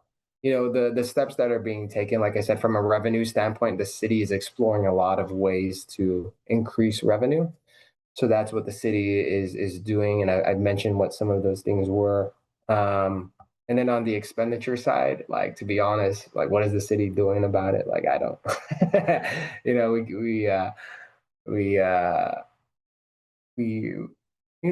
we we have very generous raises and generous pay, which is good. The city has a pension that is really well for employees. If you didn't know, the city's pensions contributions takes up nearly 20%, like 17%, 20% on average over the past like 20 years. It's like 20% of the city's general fund. So that's, I guess what I'm trying to say is a lot of payroll and pay related stuff for employees are good for employees, but if we want to keep up with those high, pension, retirement contributions, the benefits of being a city employee, we need to find revenue somehow. So, in terms of the expenditure side, I see expenditures continue to increase because of the increase in colas, increase in salary steps. It's just going to keep going up and up and up. And we just have to figure out structurally, like, can we afford all that, right? And about 84% of the city's general fund is strictly like employee payroll related. So their salary, their overtime, their pension, their HR benefits. So you really don't have enough like to play with. So I'm just giving you that perspective because that you only have 16% left to spend on whatever else you want, because 84% is all like payroll. So we have to figure that out and see if we could keep paying that in. But we'll see what happens. Someone asked, Nikita asked, what is the budget timeline? Um, I shared that with you all. I shared my screen. I think you all saw that. Um, Scott asked, what would you be willing to raise in revenue to balance the budget? Like I said, those are I just mentioned that too. Some of the things I mentioned: increased TOT, vacancy tax, technology taxes or fees for those like huge tech companies. Um, okay. So that is that. Let me go to another category because I was talking about budget and finance. Let's go to animal services. So animal welfare. Um, if you didn't know, the city of LA, we have our own, animal welfare, animal services department, and we get a lot of questions on animals. So one question was by Ali. Ali asked, our animal shelters are overwhelmed beyond the capacity to care. We need to stop the inflow. Why is there no funding or policing or for policing backyard breeders? So um, right now, the way it is right now is there is no proactive enforcement or funding. There is no budget for enforcement to see if folks, if pets are spay and neutered. There is no enforcement for backyard breeding. Um, and what I've learned is that in the past, like around before 2008, the city, the animal service department actually had a budget for an enforcement team to crack down on backyard breeders. Like they would look at Craigslist, advertisements. They would look at like Facebook shop, marketplace to see who's selling their pets, and they would crack down on it. They would, you know, get fee, penalties, things like that. But as it currently stands, there is none um, to enforce that. And so that is where you all come in to, talk to the people who handle the funding and budget, right? Like talk to them to see if they can make that a priority to have an enforcement arm like the city used to have. Um, and so that's what I would say because you are right. Like currently there is no the shelters are over capacity, right? There's just like too much. And what I could do too is I created this one website about LA Animal Services metrics and statistics on animal welfare the city is doing in terms of animal welfare. And yeah, so click on that if you are an animal services person or interested in that. You can explore statistics. We update this monthly, so it gives you details on how the city is doing from an animal welfare perspective. Um, okay. This question is by Kathy related to animals. Um, when will an audit, as promised by Control, be conducted on LA Animal Services? A performance audit at the moment. If you don't know, audits take a long time. They take a long time. It could take like a year. It could take more. It all depends on cooperation. Currently in the middle of an audit. We're actually doing a two-part audit of animal services. So our first part is, our auditors are going in there. We're looking at the data. We're looking at the shelters, but we're also doing a second part as well. So I'll keep you all posted with that as we are going to be using, folks who are experts in that field as well. So that will be coming out. The first part should be coming out sometime, maybe hopefully early next year. Um, Kathy says, I have several examples of financial discrepancies in their quarterly report.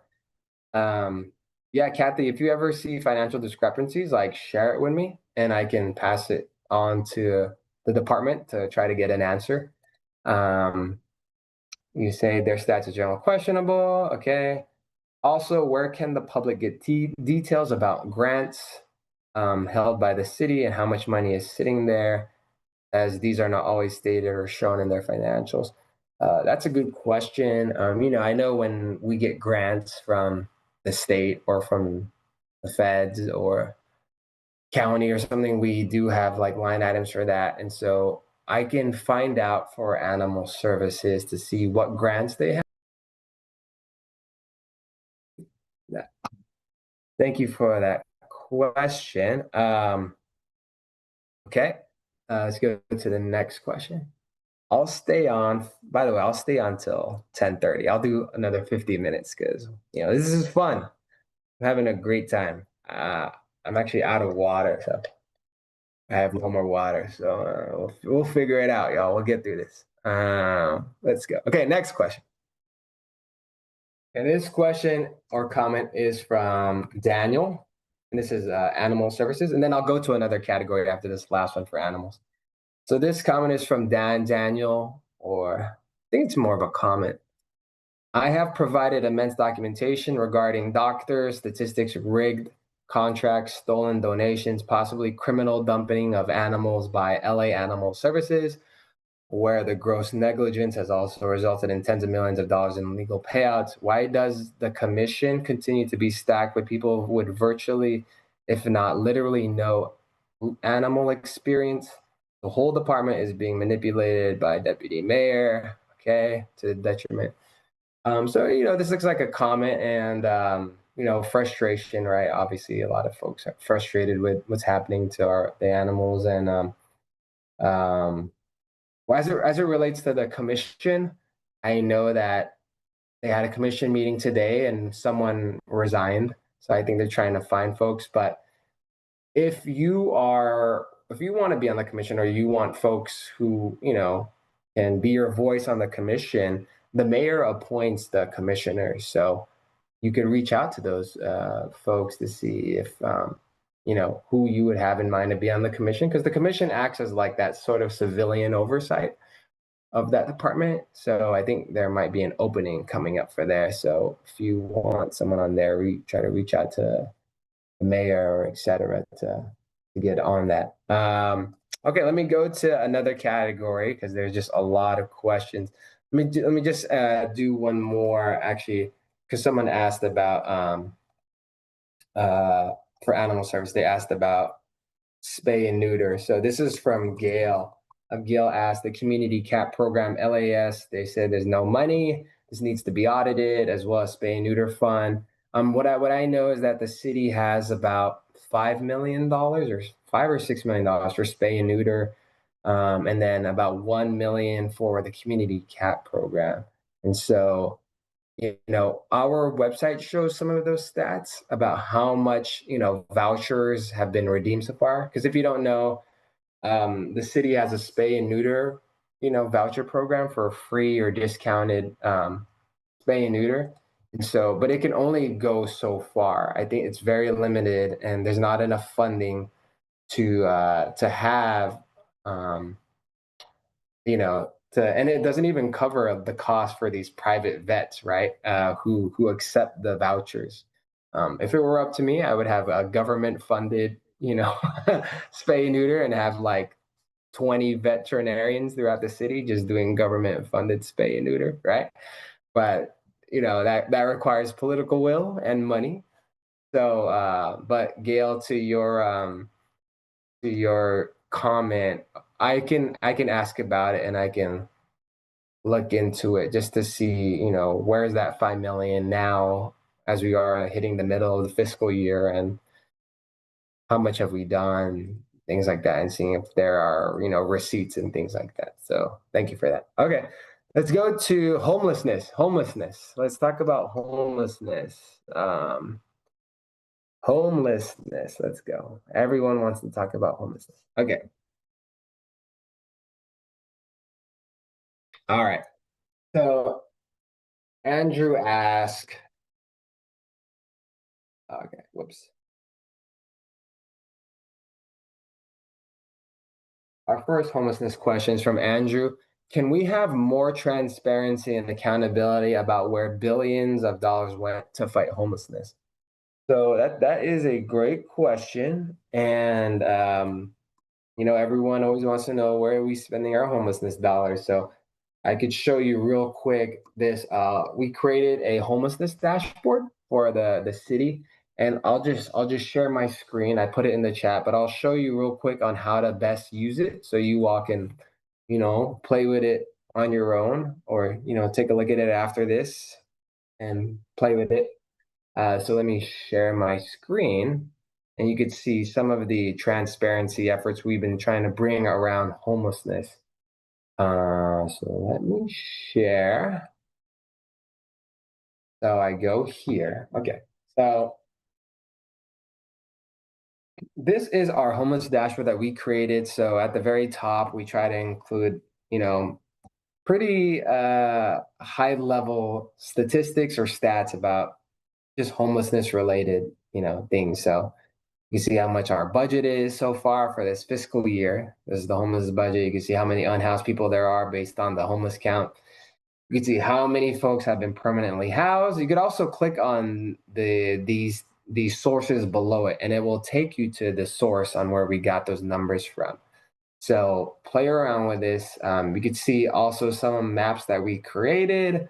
If you're curious about, where are specific services being provided, we created maps of that. We created bar charts so you could see how we're doing. This is the homeless count, for example. You could just see how things have increased in the homeless count every year until 2024, and it goes down slightly. So, but yeah, you could play around with this. This shows, stats about the um, homelessness of the city of LA. We also have information here too about Insights Safe, which we take reports from LAHSA and also from the CAO's office as well, and we turn that into a website format. So you could just see information about that here. And yeah, like I said, you can click on the links to see where we pulled it from.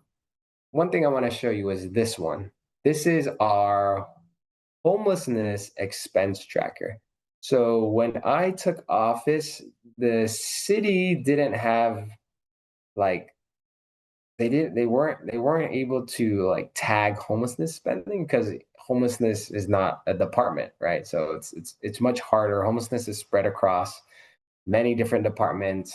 And so what we did was our office sent out a memo to all the accountants in the city. And if you're an accountant, you know what I mean. But we basically said, hey, we created this new, chart of accounts work code. And every time you spend money relating to homelessness, I want you to code it to that homelessness work code, right?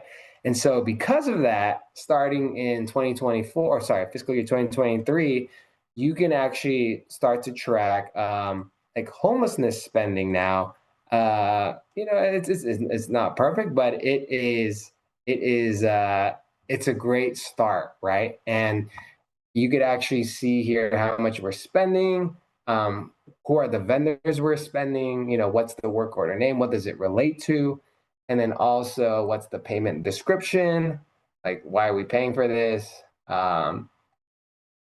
and then also where is it coming from, like what's the fund, is it coming from the general fund or is it coming from a special fund, uh, what's the project, Insights Safe, da da da da da. And then also here too, you can find out if the homelessness spending is related to a corporation or if it's a nonprofit, because I think a lot of folks have been asking me, well, how can I find out nonprofits or stuff like that? So you could play with this, and you could actually export it to Excel. You could click on export, and then you can export it all and play with it on your computer and see it all. But yeah, we have this here. This is pretty updated pretty frequently. The last time it was updated was yesterday. So November 24th. So yeah, that is our expense tracker. So you click on that right here at the top. And then here, the city's in the middle of, litigation regarding, you know, the Alliance, which is a group of stakeholders who sued the city, and basically they came up with a settlement where the city has to produce a certain amount of beds for those experiencing homelessness. So we're tracking some of that spending here. So yeah, I mean, I think the whole gist of this dashboard is for you all to check it out, see that where that is. Um, one thing that I will say about this homelessness spending is, you could try to figure out how much you're paying monthly, like per person. So if you wanted to figure out that cost, you could actually click on some of that information here, because we actually have invoice data and things like that, and you can see how much we paid, per person. You see what it's related to. So for example, like, for 2 months in November and December, you could see we paid a service provider, for site rent, for security, for food, for indirect costs, for housing navigators, for directors, for senior directors, all that stuff. And basically, you could take that information, and if you wanted to know, well, how much are we paying per person per month, right? You could take all that up and you can add it all up, and then you can divide it by like the total number of people there. So from November, it was like 153 people. And then in December, it was like 151 people. So it's about like 152 on average per month this service provider was servicing. And I think, when you add all this up, it's like 1 million, 1.2 million, 1.3, like around there. So if you do like let's see here, this is for 2 months. And just do some back of the hand calculations, because a lot of people are asking me, Kenneth, how do I know how much we pay per person, at these shelters, right? So you could add all this up, and I think it's around, when you add it all up, it's around 1.2 million ish. And then if you divide that by two, because this is 2 months worth, that's 600,000. And if you divide it by the number of people there, we saw that there was like 152, 153. So it's about like 3,900 per person. It's about 3,900 per person. And you might be thinking like, whoa, like 3,900, like that's a lot of money. Why don't you just get an apartment, right? But the one thing that you saw in there is you're paying for the site rent, you're paying for security, you're paying for the food, 3 meals a day, you're paying for the services, you're paying for the health care, you're paying for the job.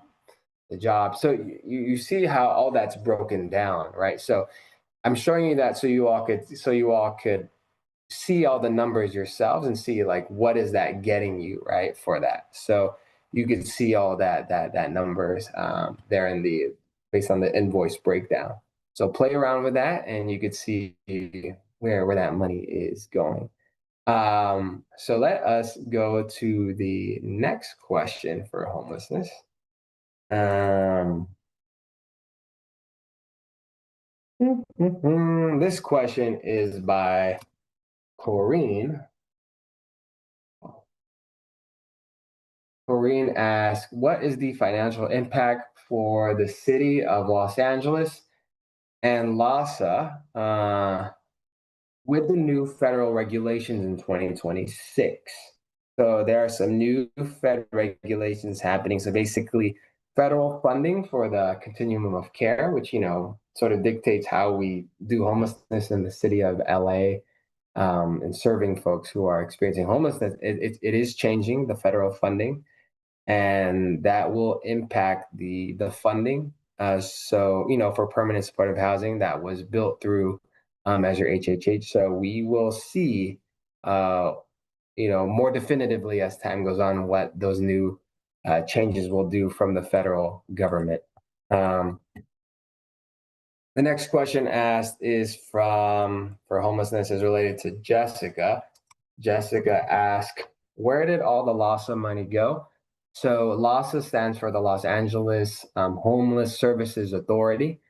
And, that's a very general question, but for this fiscal year, and I could break it out in multiple parts, but the city actually pays LAHSA annually, like administrative fees, and it's about like you pay for the homelessness count, you pay for the continuum of care, you pay for admin costs, you pay for shelter and housing interventions and street strategies, like a lot of admin fees. When LAHSA when we pay service providers, we actually pay LAHSA like a 10% admin fee.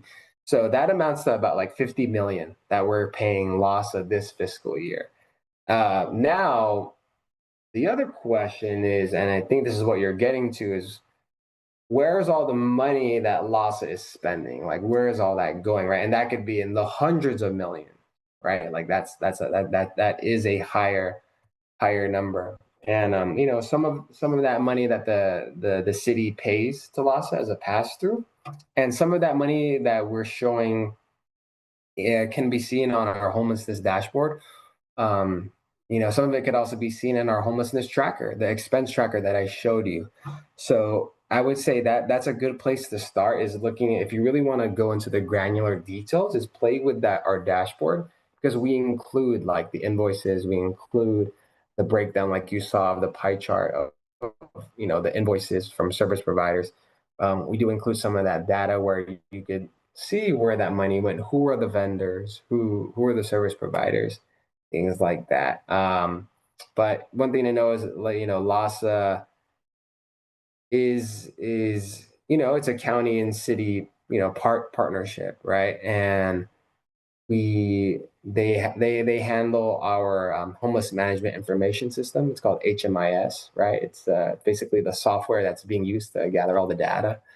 And in addition, not only do they have the database of all that information of people experiencing homelessness, they also have the responsibility of administering a lot of our contracts, like with LAHD, with housing or service provider programs, doing outreach, providing social services, things like that. So LAHSA does a bunch of that, and so I would say if you really want to know how homelessness spending is working, try to use our website, and then that could get you to maybe more detail than you expected. That's what I would say is the play with that, because there's a lot, and that's the reason why we created the website, so you could find out where all that money is going. All right, this question was asked by Mary. Mary asked, these tiny homes throughout the city have only deteriorated the areas that they have been put in. Why are we allowing more tiny homes to be put in? Um, tiny homes are a type of interim and temporary housing that's being provided, right? There's a whole bunch of different, programs being offered. There's safe parking. There is, where you literally park in a parking lot. And if you're unhoused, you could bring your car there. There's hotels and motels. There are these little tiny homes that you see propped up over the city every now and then. So, it's just one of many different ways in which the city's trying to tackle this. Because as you saw in the homeless count, we're still a little bit above 40,000. So it's just one of those ways to do that. And in these services, the city and the LAHSA, they try to provide the case management services to get those folks into permanent housing. So if you remove those tiny homes, then there are a lot of folks who rely on them right now, and if they're not there anymore, then we have to find somewhere else, right? Or they just go back onto the streets. So um think a lot of things are obviously not perfect, right? But there's just so much, to be honest. We have a large population of folks who are unhoused, and so we need to try to find every single possible solution to get them permanently housed and up on their feet. So let's go to this next question. The next question is by uh, next question is by Richard. Richard asks for homelessness.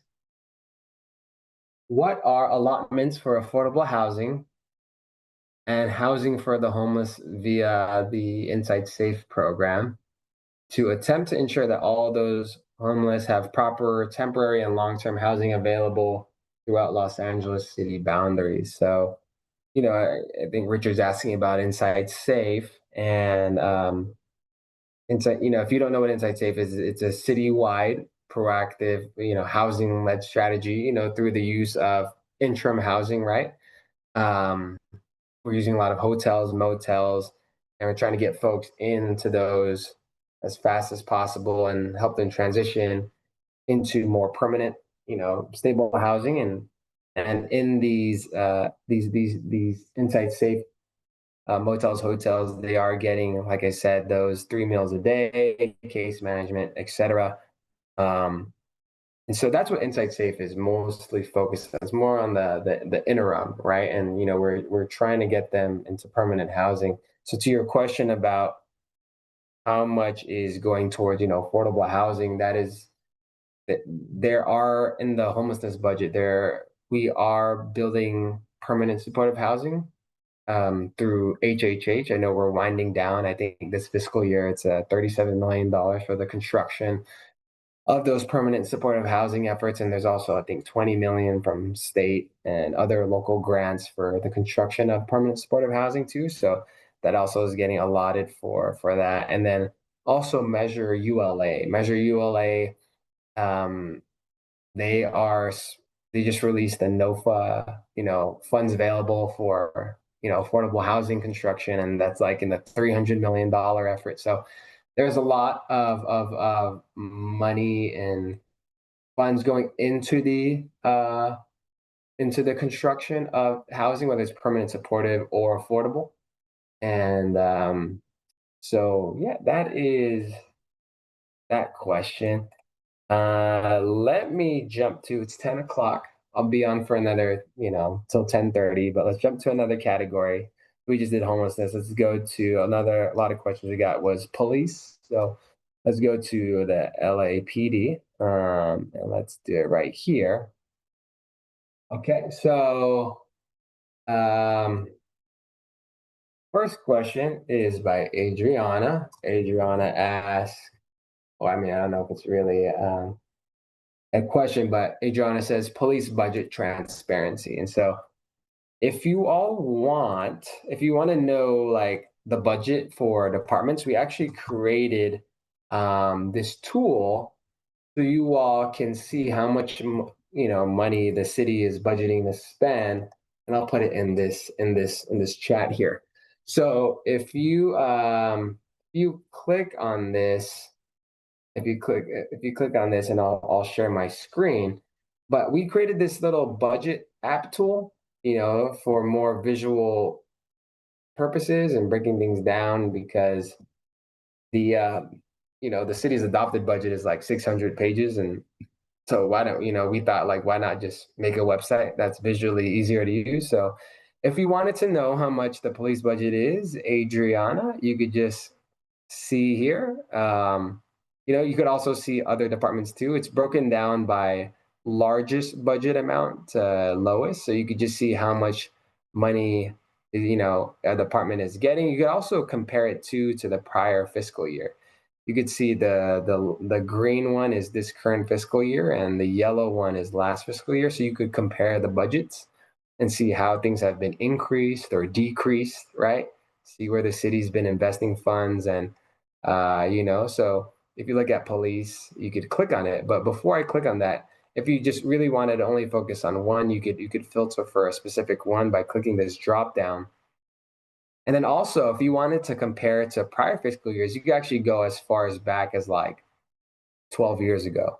So if you wanted to see how the budget has moved over time, for example, if you want to go to like 2020, you could see how budgets have increased or decreased to today. So, for example, police, their operating budget was around 3 billion, and then today it's 334 million. You could see fire, you could see sanitation, you could see things like that. But the one thing I want to show you is that if you want to know more details, right? Like what is in the total budget? So 3.3 billion. So you could actually click on it. You could click on this little area here and click, and you can actually see uh, what is the makeup of this number, and it gives you a description of the department, and you can actually hover over it and see what the breakdown is by largest to smallest. So of that 3.3 billion, if you hover over it, 1.86 billion relates to salaries, 594 million relates to pensions and retirement, and HR benefits relates to 422 million. So you could see here that these three are like the top. Like when you add all these up, you get to like 2.9 billion. But you also have other stuff here too, liability claims and other expenses and things like that. But this is how you could see the what makes up the budget. If you scroll down here too, we also give you sort of a spreadsheet comparison so you could see how things increased or decreased year over year. So you could see what it is this current fiscal year compared to the prior fiscal year. And then you could see what got increased or decreased.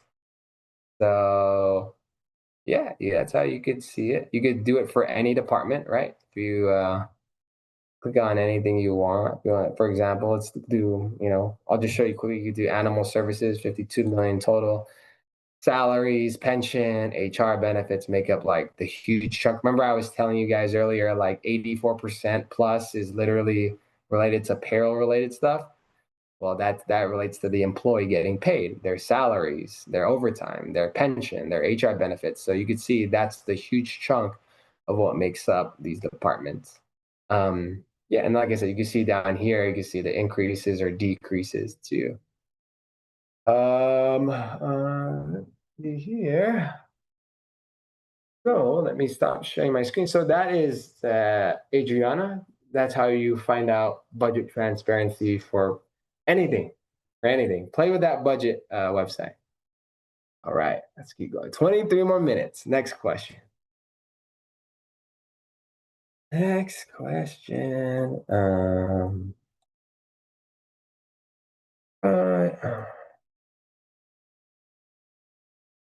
okay, this next question related to LAPD is, how does the city ensure that civilian staffing, um, how does the city ensure civilian staffing in police divisions that handle community services, like processing reports, is sufficient to meet the demand and provide timely service?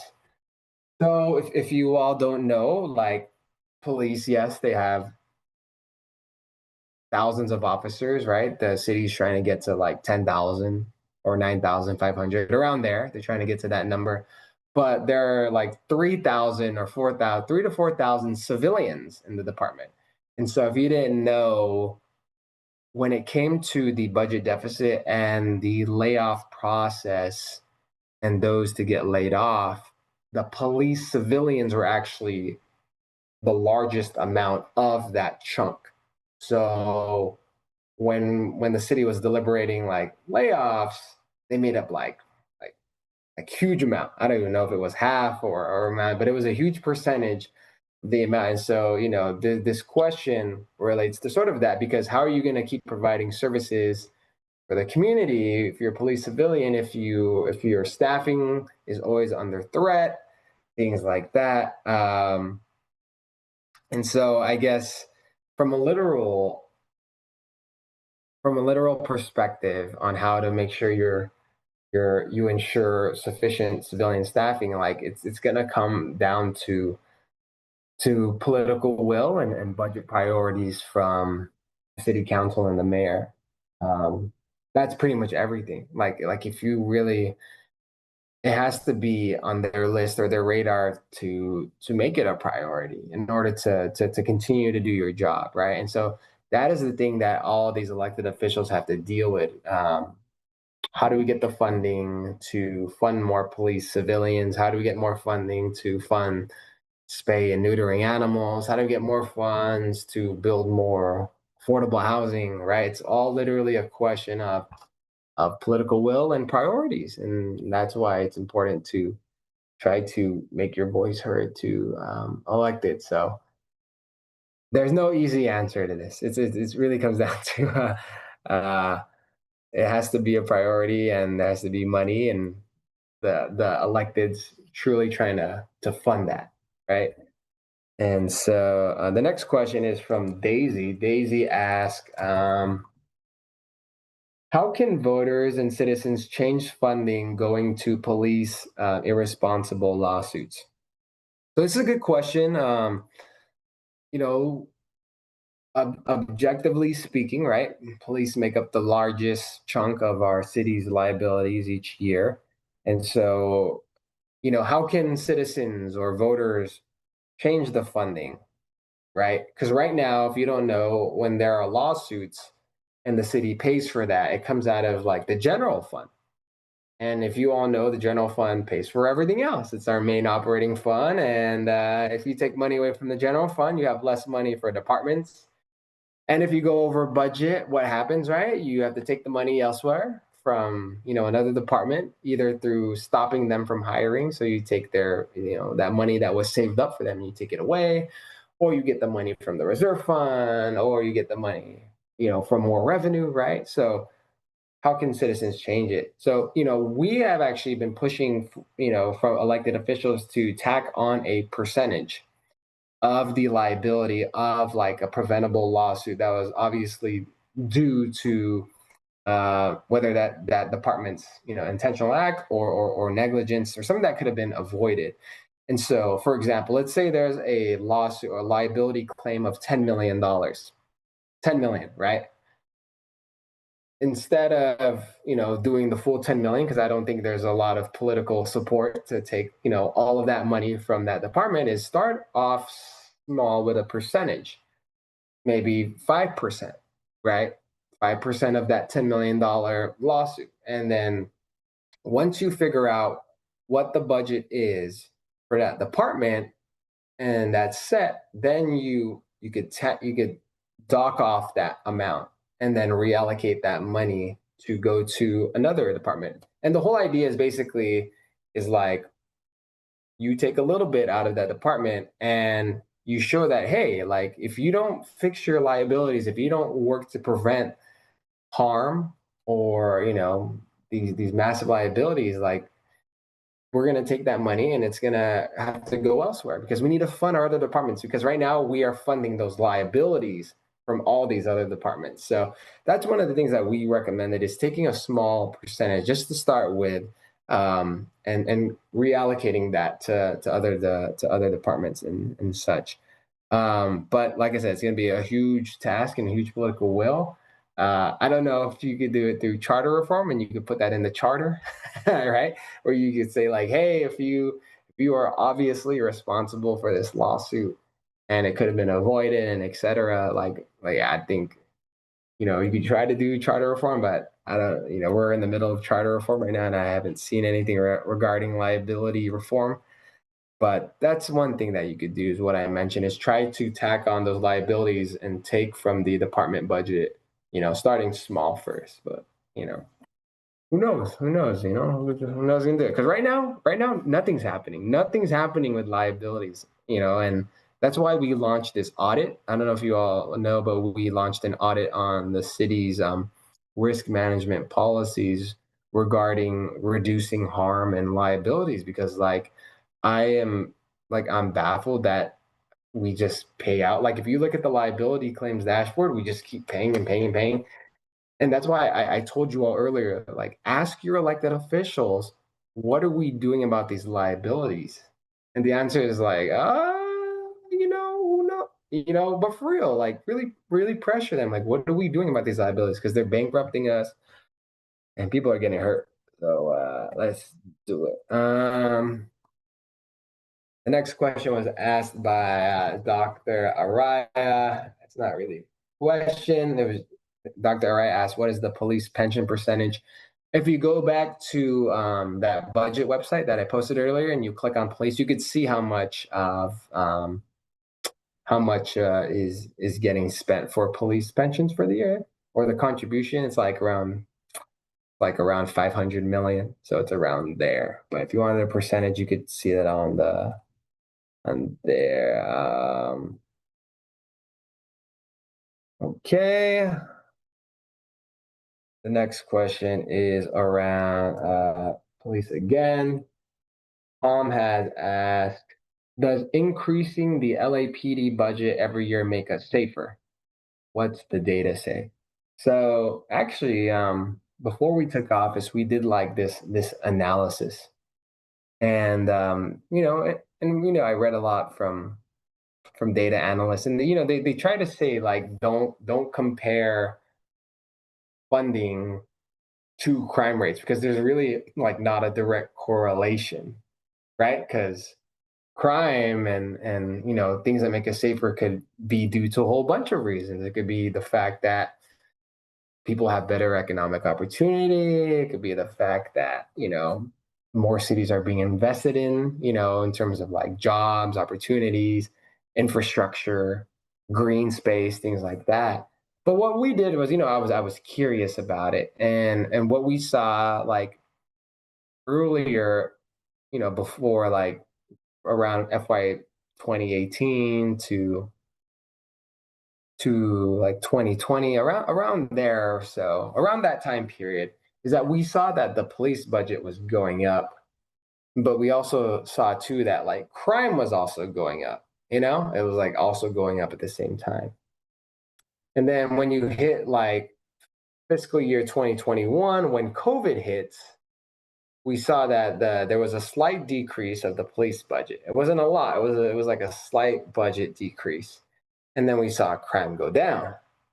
And then we saw that the police budget got increased again, and then crime went up. So I don't really want to rely on that, but it goes to show that even if you increase the budget and crime is still going up, well, it's like, well, why are we still paying for that? But then you fast forward to today, where the police budget is going up, but you also notice too that the number of police officers is going down. So the budget's going up, police officer count is going down, right? Like we're under 9,000 officers. But you also see that crime is going down too. Like crime is trending downward, right? So in this case, you see the budget going up and crime is going down, but you also see the fact that it's like there's less officers too. So that's why I read the reports, and they say don't try to rely too much on like budget and try to tie it to crime, because it's too hard to correlate, right? Because you could see that even though our spending's higher, officers are going lower, right? There's like, maybe they're being more efficient. Who knows? But it's just it's hard to answer this question. It's because I guess is what I'm trying to say. So the one thing though that is interesting um, is I am curious about crime data. And I don't know if you saw, there was a recent article about crime data being released. And so I think it was showing that like the LAPD has sort of stopped reporting some of the crime statistics. So, that's one thing that I would like to see back, because I think that was very useful to see how things are trending. But it's on LA Times if you look it up. It was like released last week if you all wanted to read about it. Okay, let's go to our next one. Okay, let's do one more. Where am I? God, there's so many questions. There's a lot of questions, everyone. I'm sorry. There's a lot of questions on liabilities, and everyone's asking, how do we deal with liabilities? How do we not make the general fund pay? And like I said earlier, honestly, the city self-insures itself with liabilities, and they use the general fund to pay it all. I don't know what insurance company would want to insure the city because we're just like blowing out these liabilities left and right every year. Like, who in their right mind in a business would want to insure the city, right? Like, they would probably go out of business. So if you didn't know, the city self-insures itself. That's why it comes out of our general fund, and unfortunately, that takes away money from other spending and other services for you all. So yeah, there were a bunch of questions on liabilities, but it really comes down to that. Like, if you really want accountability, talk to your council members, to to your mayor contacts, and be like, hey, can we start small and first start small with a percentage and tack it on to these budgets and see it, right? Obviously, one thing I don't advocate for is if you have a department who is like underfunded. So, for example, street services. Street services has a lot of liability claims underneath them, but they are a department that has historically been getting their budget cut. They've been getting underfunded, and you see like all these like sidewalk liabilities. And so, if you were gonna, if they had a liability because of a broken sidewalk or a tree fell or something like that. And if you were to take that money away from their budget, like I wouldn't advocate for that because the city is not funding them properly. So that would be like an example of that department should, not be accountable for that lawsuit because it's not their fault that other electeds don't fund infrastructure related, improvements, right? That goes to that department. So that's sort of why, when we talk about holding departments accountable for the liabilities, we have to be very like surgical and make sure like we're not penalizing, departments who are underfunded to begin with, and they have a whole bunch of lawsuits and liabilities underneath them, and it's really not their fault, right? If the city doesn't fund them. So just want to mention that too about if you are going to push your elected officials to move towards a liability accountability factor, we just got to make sure it. Let's see here. Oh man, yeah, let's do 8 more minutes. Okay. Let's talk about okay, budget finance. Let's talk about the convention center because there were some questions about the convention center. Um, Everyone familiar with the convention center and what's happening with that? If you don't know, the city is expanding the convention center. They voted on it, I think, last month or so to expand the convention center. Does anyone want to take a guess on how much the total cost is when you include the construction and the amount of debt service and interest we're going to have to pay on the debt? Anyone want to take a guess? Put it in the chat. Put it in your chat, and then I can read it off to see how much you think it is. Um, so let's see if folks are saying like 4 billion, 3 billion. Anyone else want to take a guess on how much the convention center expansion is when you include everything? Chris says 755 million. Uh, Catherine says way too much. LOL. Andrew says 4 billion. Lionel says 3 billion. And Daisy says 8 billion. Damn, Daisy. 8 billion. Howard says 2.5 billion. Okay, it's over 5 billion. It's over 5 billion. $5 billion. That is the amount. It's over 5 billion. That's the total cost, and it's gonna basically be spread out over, like 30 years, right? But we truly don't break even until like after that, like even 20 years after that, to really cover the true total cost of that 5 billion until like way further down, like 2070 or something, right? Like we'll all be still 30 years old, right? 20 years old by then. But the benefits that the city is projecting with this new expanded convention center, of course, is that there's going to be more visitors, which means there's going to be more tourism, which means there's going to be more people staying at hotels. There's going to be, more TOT, right? The transit occupancy tax. that people have to stay when they stay at the hotels. There's going to be more economic activity because of the indirect effects of having more a booming downtown area, right? So that's what the city is saying, and I want it to succeed, right? I didn't recommend it, just not because like I didn't want the convention center expanded, but it was more so because I see how the city handles its finances in such bad ways that I was like, I don't know how we're gonna do this. Like, so I mean, like I wanted to succeed, but obviously, we'll have to see what happens. We're gonna have to see what happens, and within I think within 2 years, we're gonna have to start making our first payment, and I think it's like over $100 million, and it's like 100 million each year plus, like 100+ million each year until 30 years. And so we're going to have to start budgeting that extra cost soon. So over these next 2 3 years, it's going to be very crucial that the city find ways to increase revenue ASAP to cover these costs. So yeah, it's gonna be a lot, but we'll see what happens. Our office is tracking. Obviously, there are departments too that are tracking how it's gonna go, and I hope for the best, right? Like we already started. You can't go back. If you go back, we're gonna spend even more money now. Um, okay, let's see here. All right, that's also sort of similar to the question Gustavo asked. Can you describe the financial opportunities of the convention center expansion? So So yeah, people say 2.6 billion. That's just the cost of like, construction, I think, and borrowing. But when you include the borrowing cost and everything, like it balloons to over 5 billion. So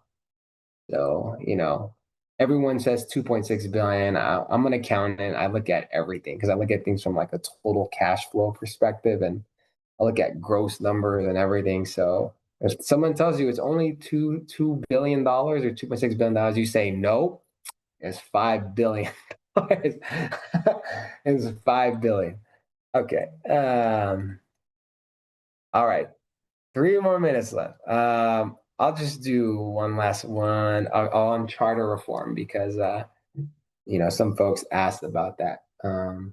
So what can we do to influence the charter? uh, and it relates to my office, so that's why I'm ending it with this one. The question is from Nick. Nick asked, um, "What can we do to influence the city charter to make sure the controller has more oversight power?" So that is a great question, Nick. Thank you for asking that. And so Um, if you look at our social media today, if you follow us, we actually posted a new video. Please watch it. It's only a minute, 20 seconds long. And basically, we have given 6 recommendations to strengthen and empower our office. And so check it out. One of them includes giving our office a independent budget, through the charter, like giving us a fixed percentage, making sure giving the office the designation of the city's chief financial officer. Because as you all could see, like I've been giving the financial oversight and telling things as it is and trying to get folks to listen. And some of it they're starting to come around. They're coming around, but you could just see the foresight and awesome financial tools that we've created and recommendations, right? So we're asking to be the CFO. So that's the second recommendation. The third recommendation that we're asking for is to set minimum qualifications to be city controller. I'm actually the city's first certified public accountant to be the city's accountant and auditor. And so, I think going forward, like, if we set the bar to have folks who are financial acumen and they do this for a living, like they can really make the city's budget and finances more accessible and better, like how to manage finances better. So that's our third recommendation. Our fourth one is to clarify our audit authority. Basically, make sure that we have the ability to perform performance audits of all city programs under elected officials. That's how we read it when the charter was being reformed 20 years ago.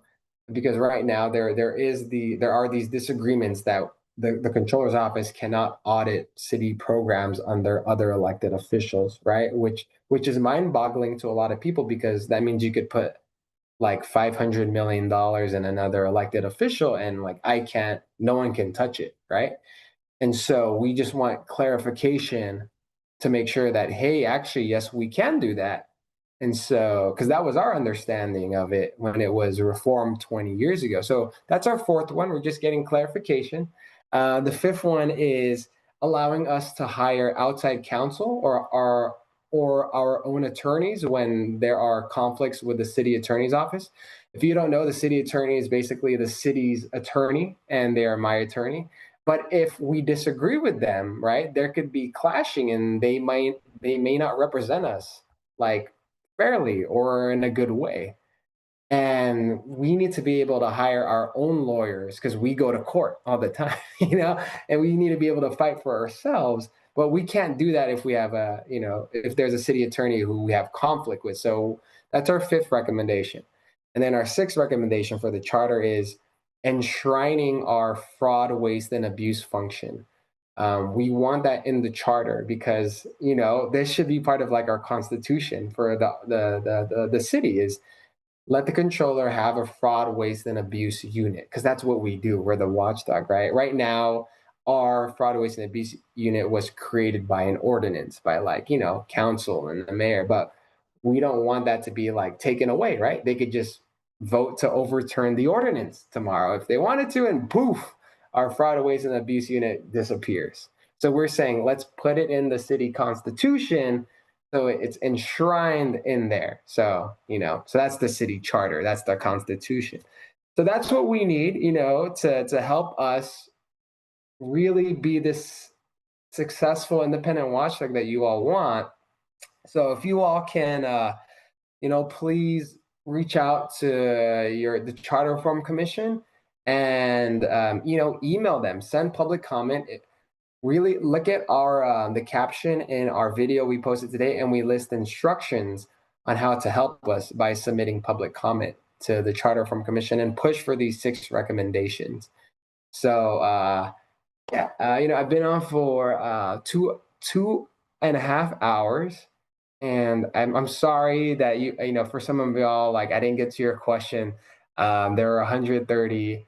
And these questions are they're some of these questions are long, and I'll try to do my best to see if I can answer some through social media posts or whatnot. But other than that, I want to thank you all, and like I said, apologies again if I can't get to you all. And let me put one more link here in there because Glenn asked a good question. Glenn asked, is there a link? Is there a link to the 6 charter reform recommendations from my office? And yes, there is. It's right here. And basically you could copy and paste that, and you can copy and paste some of those recommendations. But remember what I told you, try to personalize it and send it to the Charter Reform Commission. And I'll put the email down in the chat too. And you could send some talking points from there, and you could email it to, let me put it in the chat. Email your public comment to reformlacharter@lacity.org, because the next step now is it needs to get approved by the full commission, because it just passed the committee. Now we need to get it through the commission, and then the next battle will be to get it passed through city council. So it's a step-by-step process. So so anyways, I want to thank you all for joining, and have a good rest of your night. All right, and we'll do this again. I'll do another one, I promise. All right, take care, everyone. Have a good night. Happy holidays.